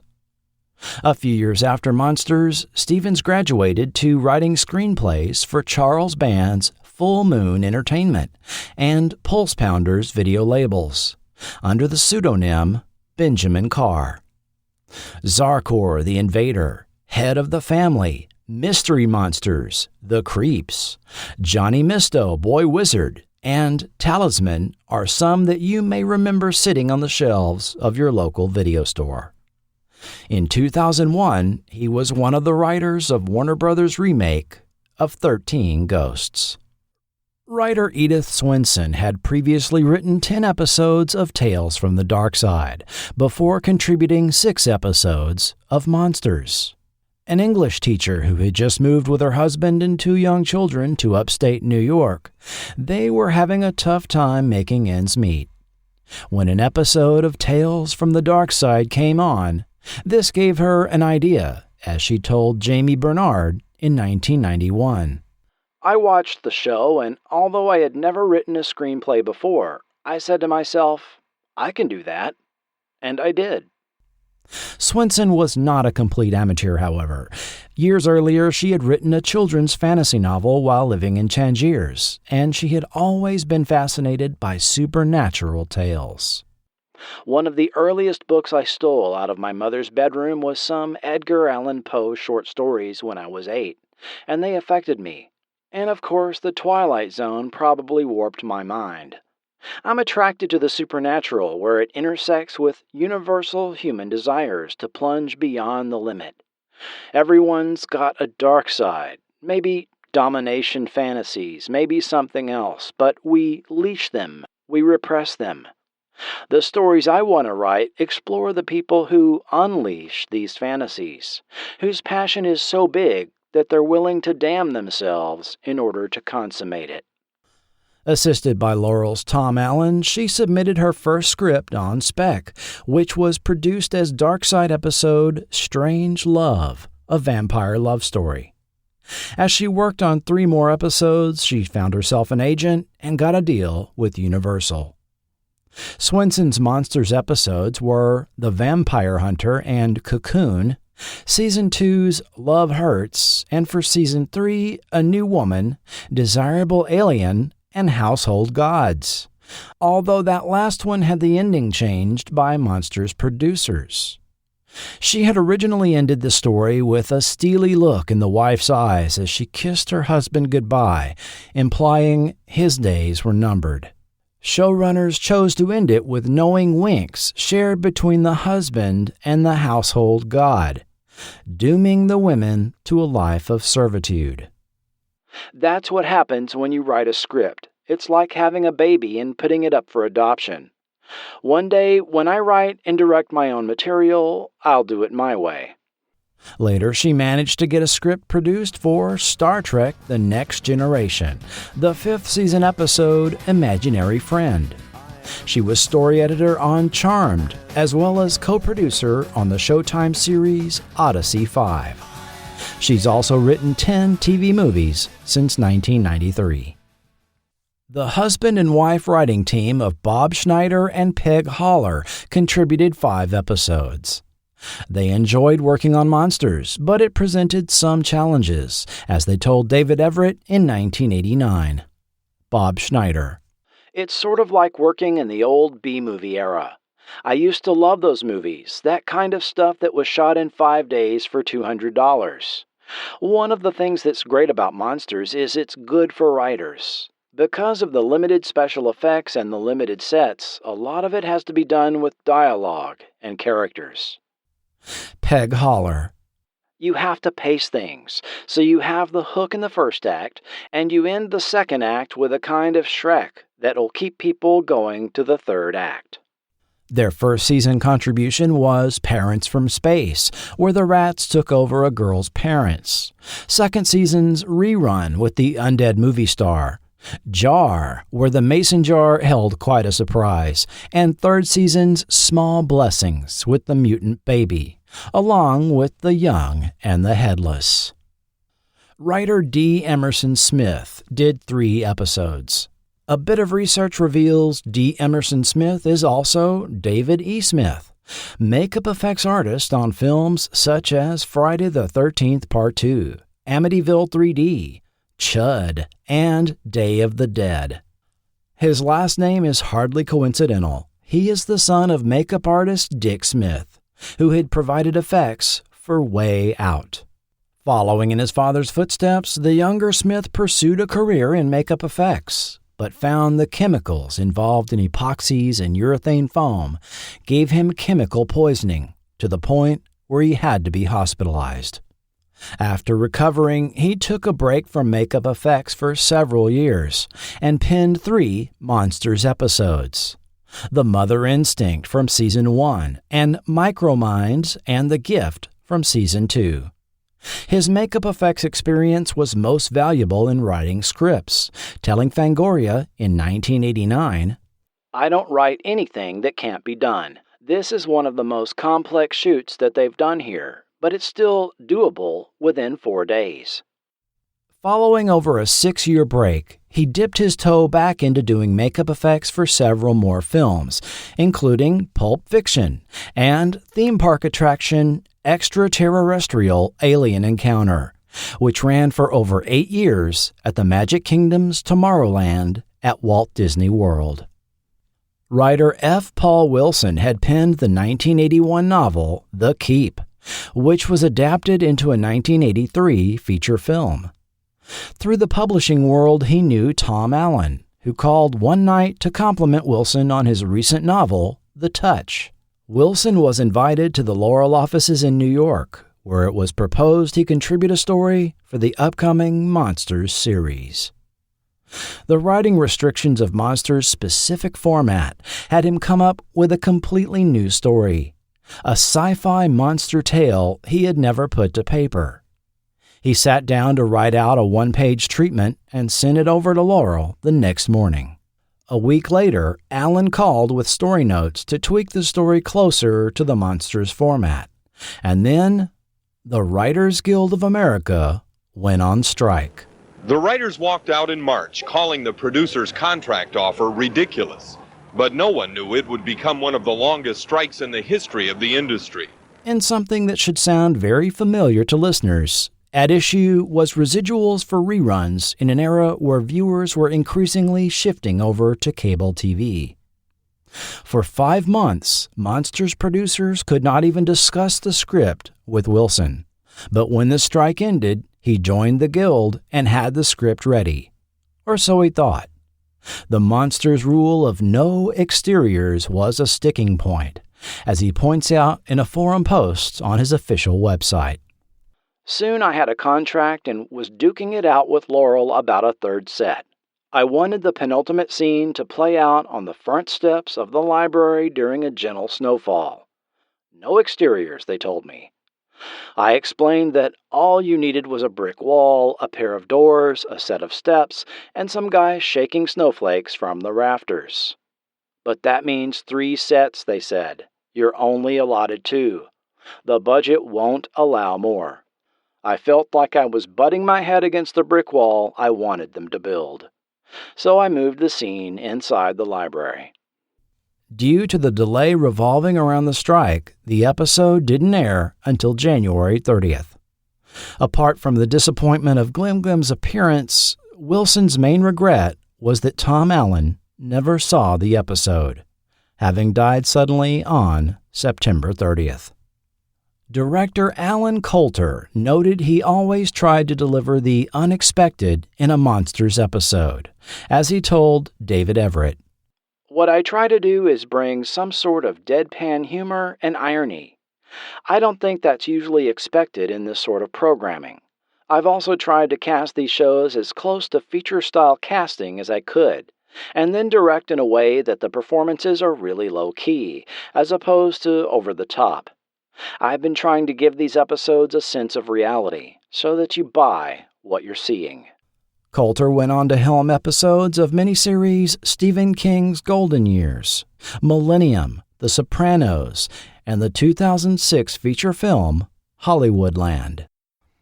Michael Gornick rose from being a director in the first season to producer in seasons 2 and 3, working out of the New York studio. Associated with Laurel since 1973, he came up through the ranks, from cinematographer on Martin to director of Creepshow 2, and then on episodes of Tales from the Dark Side and Monsters. For Season 2 of Monsters, he took over production at the New York studios and tried to keep the production fresh as it entered its 2nd year, telling Fangoria in 1989, "What I try to do personally this year in terms of the program's visual quality is mix in a lot more directors of photography. I also try to stress that we don't have too many directorial repeats, and that we try to look at a greater number of different set designers. If you do too many episodes in a row, you can get too staid on a series like this because the shows are taxing and they can become predictable. So I try to keep certain elements of the production fresh and novel. Even in terms of special effects makeup, even though we're relying on John Dodds to a certain extent in the beginning, we did intersperse him with Paul Riley and Kevin Haney, and hopefully we'll do more of that with people like Richard Alonzo and John Bisson. All of that's very healthy for a series." As noted at the beginning, some of the effects pushed the envelope for violence and gore for broadcast television. As noted by Michael Gornick to interviewer David Zulkin, the difference with Monsters was that it was produced for syndicated TV, where, luckily, there are currently no strict standards of practice in terms of violence. I live what the show is all about, which is makeup and special effects. Tom Allen had noted the same about Tales from the Dark Side in a 1986 interview. There's no standard and practices censors, no vice presidents trying to earn their stripes by picking at every little thing. The show is working, so they let it alone. There may have been no network broadcast standards department looking over their shoulder, but watchdog groups were indeed complaining about the level of violence in syndicated TV. For 2 years, Freddy's Nightmares and Friday the 13th the series were called the most violent shows on TV by groups like the National Coalition on Television Violence. Since there was no TV network to complain to, the group targeted the show's advertisers in major markets. By early 1990, they claimed they had convinced 80% of advertisers on these programs, such as Coors Beer and Campbell's Soup, to drop their commercial buys. Interestingly, one of the main advertisers that declined to give up ad buys was the U.S. Army. One Ontario station even dropped Freddy's of its own volition, following viewer complaints and a local petition. Leaning into the criticism, Keith Samples of distributor Lorimar perhaps facetiously said, "No one under the age of 18 will be murdered in this show." The TV watchdogs did have a valid point about Freddy's and Friday. While Monsters consistently aired after 10 p.m. in most markets, in some local areas you could catch the other two series earlier during prime time, or incredibly even on Saturday afternoon. Even though Freddy's in particular was ostensibly produced for late-night time slots, reports were that the Lorimar sales department assured local stations that it would play well at 8, 7 Central. Wink wink. Thus, stations like Baltimore's UHF Channel 20 aired them in a Saturday night prime-time programming block, along with the Paramount-produced War of the Worlds, another series that regularly featured violence and body horror on par with R-rated films of the era. By 1991, with all three of these shows no longer in production, the Watchdog Group seemed to move on to primarily complain about Saturday morning TV, with their crosshairs on the animated Attack of the Killer Tomatoes. Keep in mind this was the pre-CGI era, and the vast majority of effects were practical, performed live on camera. While a few episodes used stop-motion or video effects done in post-production, the non-humanoid creatures of Monsters were largely the physical creations of talented special effects artists, using materials like latex, clay, or foam rubber, manipulated with wires, air bladders, or the hidden hands of effects crew. Actors could be transformed using makeup, facial appliances, and squibs that oozed blood or slime. With the effects desired caught live on film, this reduced the time needed for post-production. Like other syndicated series at the time, Monsters was filmed in 16mm instead of 35mm for budgetary concerns, but took advantage of new technology to edit digitally. Ever since Robert W. Paul edited 2 shots together for the comedy short Come Along, Do! In 1898, film editing had involved the physical cutting and splicing of film. The practice of film editing gave rise to the non-linear order of scene filming, allowing production and logistical considerations to determine the order in which scenes are filmed. Digital editing systems released in the mid-'80s then added the capability of non-linear film editing. In 1985, UK-based Quantel released the Harry, the first all-digital video editing and effects compositing system. Using a hard drive array, the Harry produced a display representing 3 vertical film strips.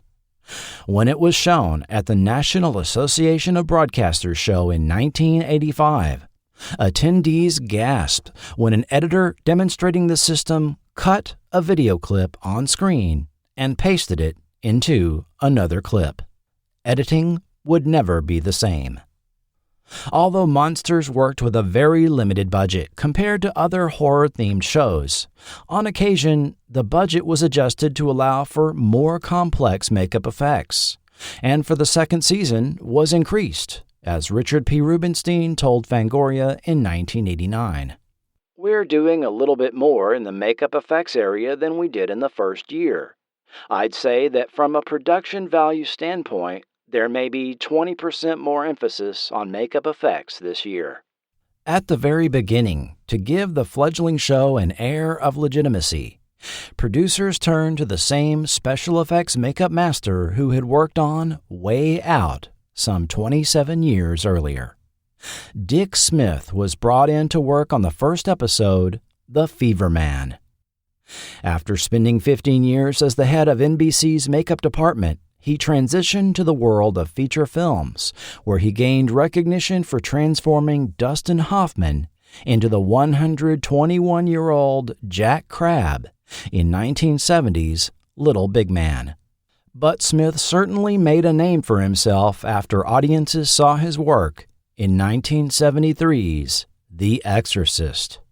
Having worked on Altered States, Scanners, The Hunger, Starman, and Amadeus by 1988, Smith was a well-known name in the business and continued to work as special effects consultant for Monsters, guiding the production to other talent that could be employed on the series.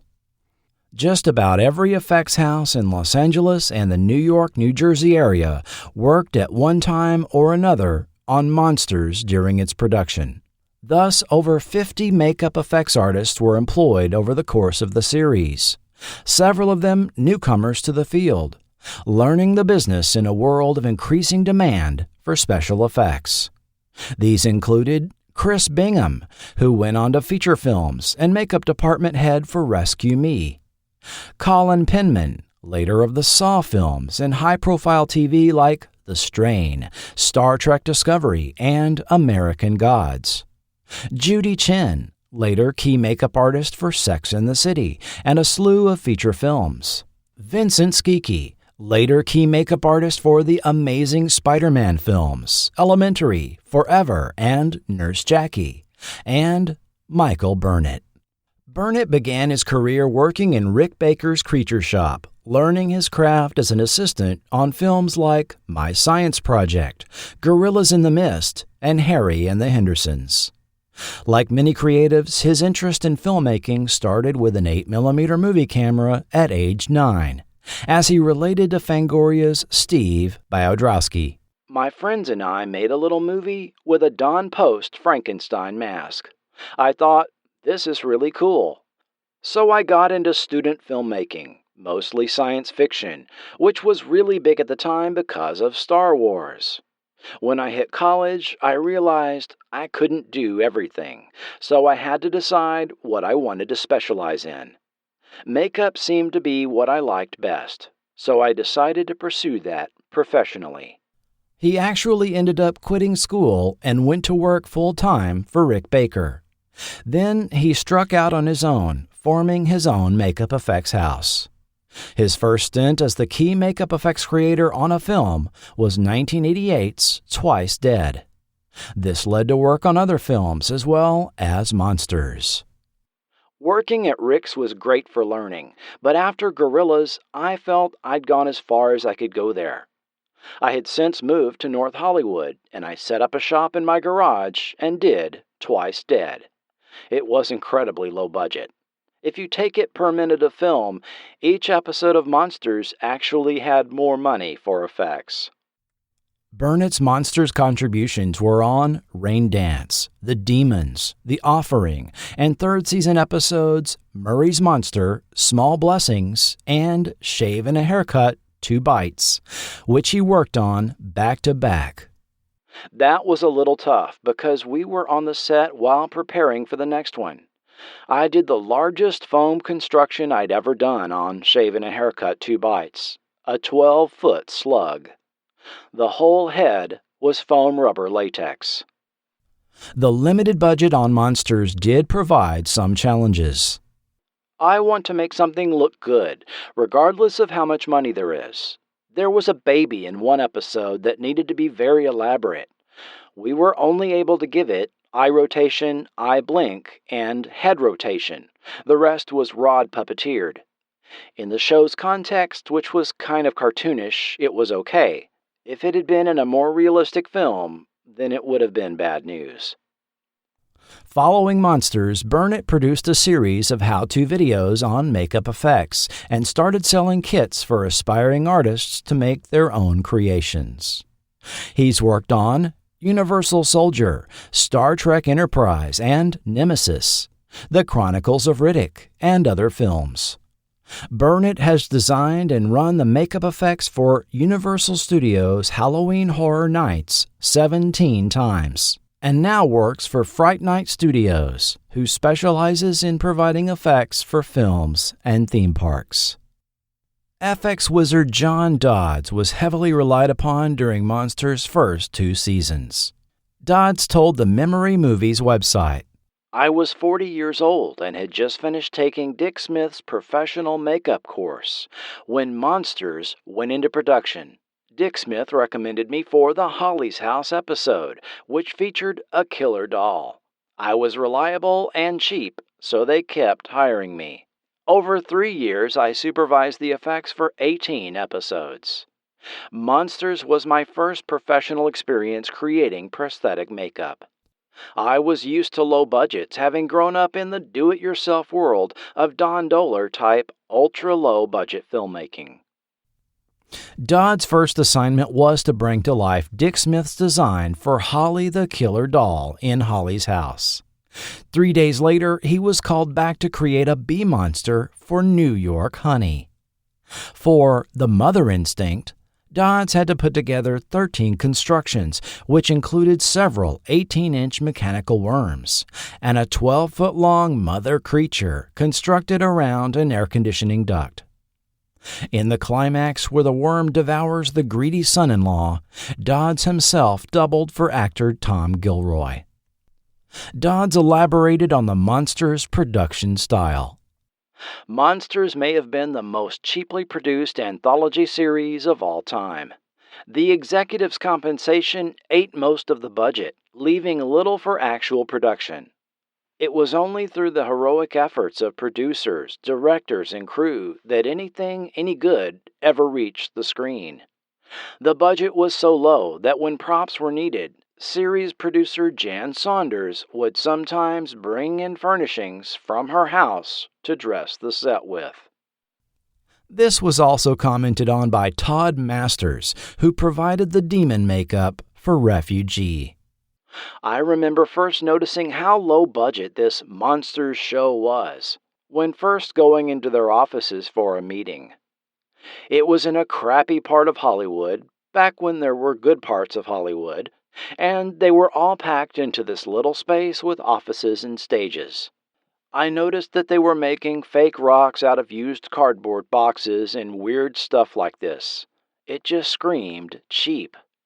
His next comments may shed some light on one way costs were kept so low.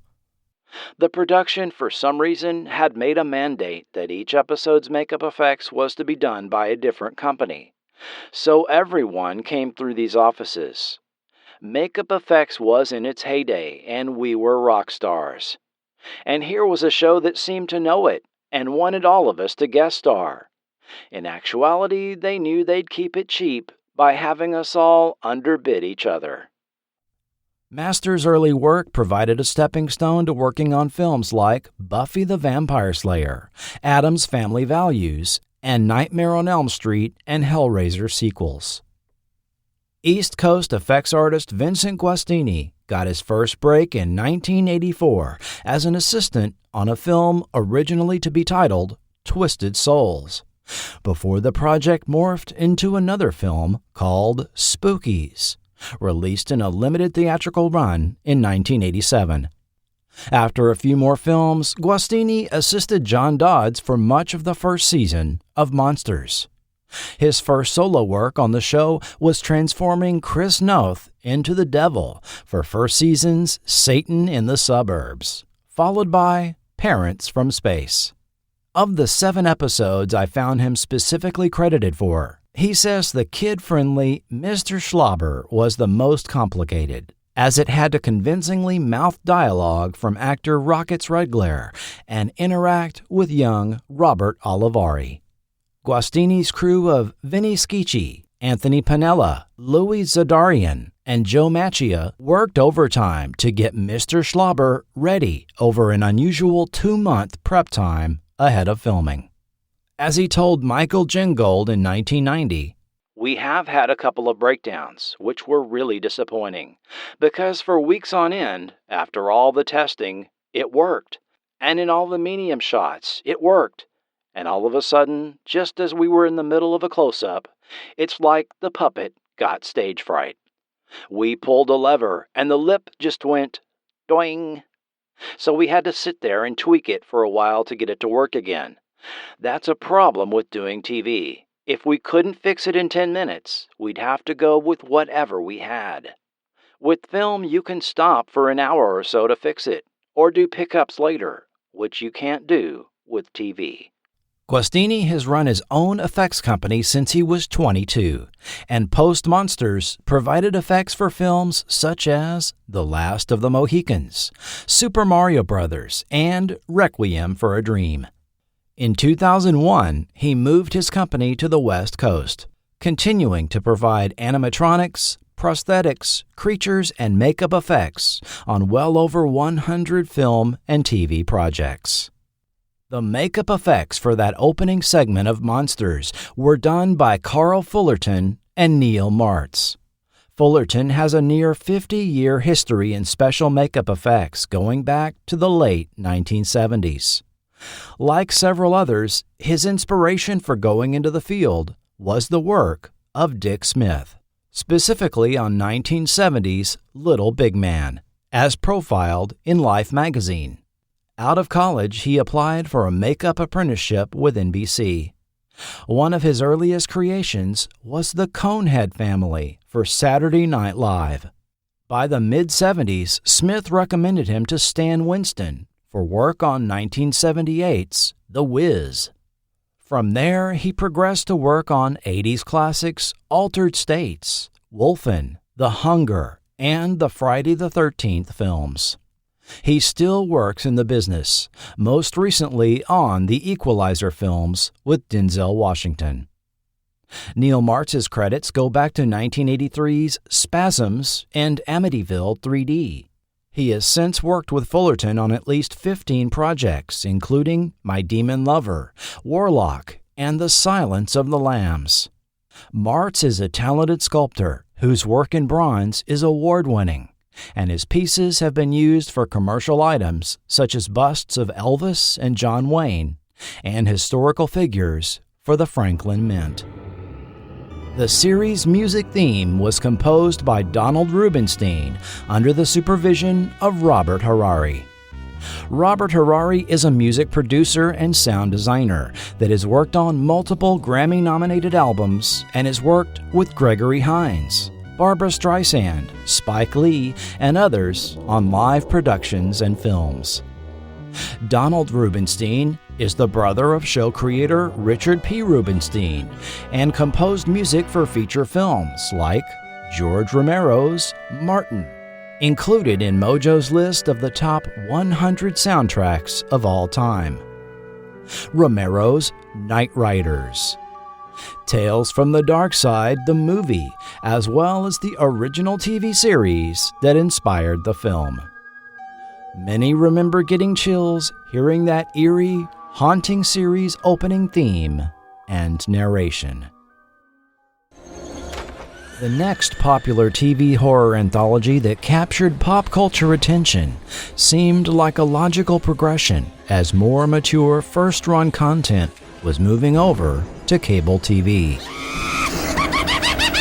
Tales from the Crypt. Tales from the Crypt hit HBO the summer of 1989, with a title lifted directly from the 1950s EC Comics series, complete with font design and a style very similar to Creepshow. The series was hosted by the Crypt Keeper. Voiced by John Kassir, the Crypt Keeper was a decrepit animatronic corpse whose segments bookended the half-hour show, delivering horror-themed puns as he commented on the story. When publisher Russ Cochran started reprinting volumes of the original EC Comics over the 1980s, these attracted the attention of producers Joel Silver, David Giler, and Walter Hill, who pursued the rights to the Tales from the Crypt property. Originally envisioning a feature film, this was abandoned in favor of a TV series. Carried on premium cable channel HBO, the producers did not have to comply with normal broadcast standards and were given free rein to include violence and gore, profanity, and nudity. Tales from the Crypt became enormously popular, transcending the horror genre and entering mainstream pop culture. especially after the series was syndicated and edited versions aired in reruns on regular broadcast TV. Though produced for an adult audience, some kids were absolutely watching. But even if they weren't, even young children knew who the Crypt Keeper was, as a result of a massive pop culture marketing push, spearheaded by Jack Wall, who had previously developed the TV property Sha-Na-Na in the late 1970s.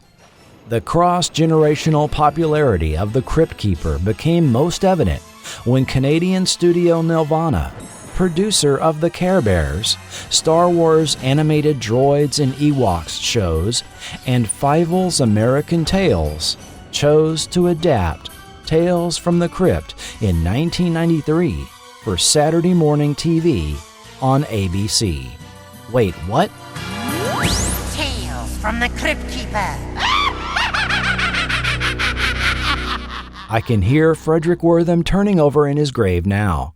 Yes, maybe it was kid-friendly horror, and the appearance of the Crypt Keeper himself was heavily watered down, but these were some of the very same stories related in William Gaines' The Vault of Horror, The Haunt of Fear, and Tales from the Crypt comics that had disturbed Congress enough to hold hearings over them in 1954. Yes, the same comics that George Romero had read under the covers as a boy, and were burned by angry parents and in cult-like school ceremonies. Incredibly, the budget for each animated Crypt Keeper episode was $400,000, nearly twice that of the episode budget of Monsters, or your average Saturday morning cartoon. Reruns of Monsters aired on the Sci-Fi Channel during the 1990s, and later on the Chiller Network in the early 2010s. In an era when home video releases of television shows was not all that common, select episodes were released on VHS by World Vision Home Video. Finally, the entire series was officially released on DVD in 2014 by Sony Pictures Home Entertainment. Although now out of print, the first season is available to watch free on Tubi and the Roku channel. Seasons 2 and 3 are easily found on the Internet Archive and YouTube. George Romero ended up remaking his 1968 original with 1990's Night of the Living Dead, directed by longtime cohort Tom Savini. But 5 years earlier, the same summer his third zombie film, Day of the Dead, hit theaters, it found competition in Dan O'Bannon's The Return of the Living Dead. The Return of the Living Dead. Released in August 1985, Return of the Living Dead was a sort of illegitimate sequel to the 1968 classic. Return had its origins in that original film, as Romero collaborator and co-writer John Russo split away and formed his own production company, retaining the Living Dead portion of the title for future works, while Romero kept the Of the Dead titling. Russo wrote Return of the Living Dead as a follow-up novel to the original 1968 story, but a direct film adaptation fell through. Dan O'Bannon then came on to rework the screenplay and take over as director. Adding a significant amount of humor and over-the-top gore, Return of the Living Dead was marketed as a punk rock zombie comedy and contributed the horror trope of zombies specifically desiring to eat brains, something that became so connected with the depiction of zombies in popular media that it made it into The Simpsons in 1992. Chapter 8, Let's Talk Zombies. If a zombie bites you, you become a zombie. You must walk the earth feeding on the brains of the living until the spell is broken. They're my family. Take me, take me.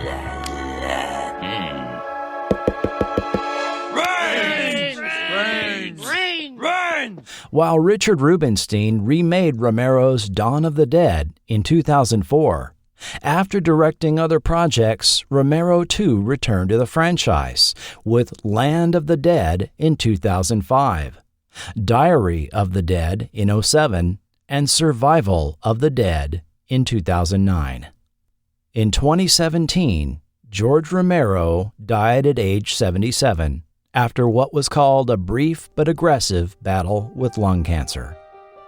Often called the father of the modern movie zombie, Romero continues to influence pop culture with shows like The Walking Dead, Z Nation, and The Last of Us, as well as feature films such as Shaun of the Dead, Zombieland, and World War Z. Richard P. Rubenstein went on to produce several Stephen King projects throughout the 1990s, including Golden Years, The Stand, The Langoliers, and Thinner. In 2000, along with Mitchell Galen, they brought Frank Herbert's Dune, a TV miniseries adaptation of the original 1965 novel, to the Sci-Fi Channel, followed by Children of Dune in 2003. The Stand was also remade in 2020 for the then-named CBS All Access, and Rubenstein is credited as an executive producer on the recent big-budget Warner Brothers remake of Dune with Timothée Chalamet.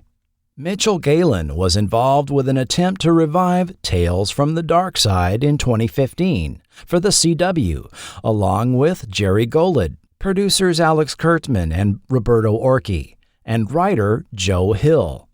Yes, the original weird kid from Creepshow. Joe's real last name is King, and you might have heard of his dad. Unfortunately, this revival never made it past the pilot stage. Galen did produce the supernatural drama Superstition for Sci-Fi and produced 2 episodes of the Shudder original series Creepshow, which has been running since 2019. Galen still has a couple of irons in the fire, one of which is another Stephen King adaptation. Dick Smith, nicknamed the Godfather of Makeup, in November 2011 was honored by the Motion Picture Academy with an honorary Oscar in a presentation conducted by Rick Baker in recognition of his life's work. He was the first makeup artist to ever be so honored. He died in 2014 at age 92. But his work carries on in the many makeup and visual effects artists he inspired during his life. Monsters, however, live on. From the creatures that lurk in the dark corners of our television screens, to the age-old legends that have haunted our cultural narratives for centuries, monsters continue to fascinate and scare us, offering a mirror through which we can explore ideas revolving around our fear of mortality. As long as curiosity about the unknown exists, so too will monsters. Remember, the dark side is always there, waiting for us to enter, waiting to enter us. Until next time, try to enjoy the daylight.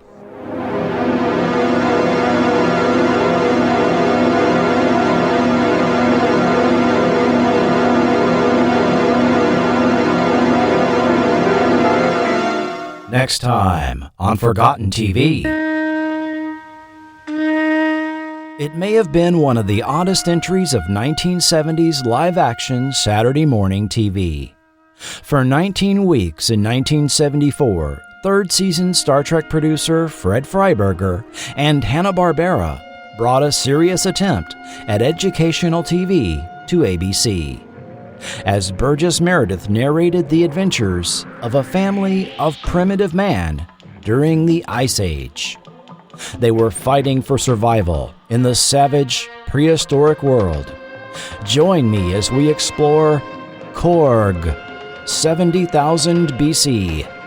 That's next time on Forgotten TV. Forgotten TV is an independent, listener-supported podcast and is now found on Spotify. You can even connect your Spotify and Patreon accounts and subscribe to the exclusive supporter podcast feed.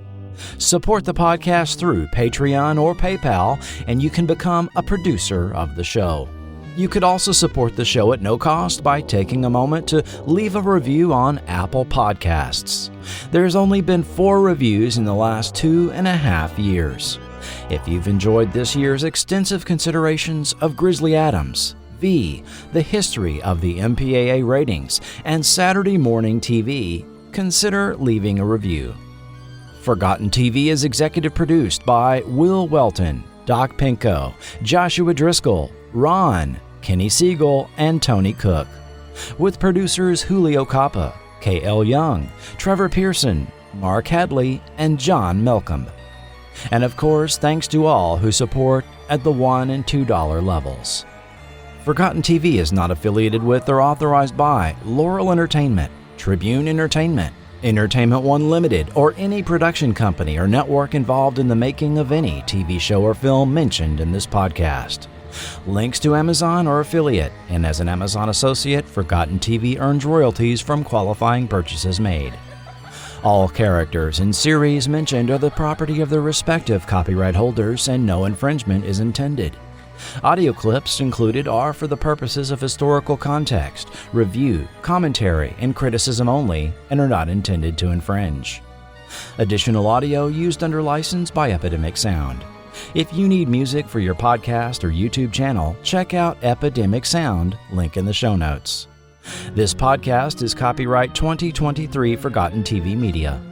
The views and opinions expressed by guests and quoted sources are their own and may not reflect the opinion of Forgotten TV Media, its patrons, or any future sponsors. This podcast is intended for entertainment purposes only. Information presented is based on a combination of first-hand personal accounts, period news media, books, and high-quality online sources. While reasonable effort has been made to include only factual information, Forgotten TV Media cannot guarantee the accuracy of every detail included and makes no representations or warranties for the content in this podcast and cannot be held liable for errors or omissions. I'd like to take this opportunity to acknowledge the research of Tom Fallows, Nick Pinkerton, John Kenneth Muir, and the enigmatic DVD News Flash of the Memory Movies website. And also acknowledge the passing of Monsters effects artist Bill Basso, who died May of this year, gone too soon at age 60, as well as Night Court star Richard Mall, seen on Season 2's The Demons, just recently having passed away at age 80. And I'd like to thank the following YouTube channels for making a lot of those audio clips possible: Mayday, Killing Moon, movie and video game TV spots, Grindhouse Grooves exploitation soundtracks, Fishman, Laura Corti, The TF2 Sniper, Rotten Tomatoes classic trailers, Derek S., Matt's Productions 12, Crazy About TV, An Octopus, Oak Park Studio, Charmed 1008, Kurloy, Mitternacht Music, the Museum of Classic Chicago Television, Children's Video Library, 80s Then, 80s Now, Rad Mardigan, Morrison AV, Binksy Girl Forever, Lair of Horror, KJ Norman, Classic TV Commercials. Sources of quotes and background information not given directly to Forgotten TV were obtained from the following: the books, Terror Television, American Series, 1970 to 1999 by John Kenneth Moore. Night of the Living Dead Behind the Scenes by Joe Kane. The Articles, The Laurel Story, an industrial intersection of authorship, cult film, and independent cinema in an American motion picture production company by Tom Fallows. The Movie Monk by Nick Pinkerton. Fangoria, Horror Spectaculars number 2 and 4, and regular issues 13, 81, 89, 94, and 102. Gore Zone number 6, Cinefantastique Volume 15, number 4. And content from the following online sources: Tales from the Crypt, From Comic Books to Television, 2004 DVD special feature. New World Pictures podcast interview with Mitchell Galen. Variety, Den of Geek, UPI Archives, willwheaton.net, AFI Catalog, Media Funhouse Blog, Creative Screenwriting, Repairman Jack, F. Paul Wilson's official website, West Side Seattle, Memory Movies, Neil Mart's official website, Lapham's Quarterly. Thank you for listening. Be sure and bookmark Forgotten TV for all content and links to social media sites. I am your writer, producer, and host, Chris Cooling, and this has been Forgotten TV. Ah ha ha ha ha ha.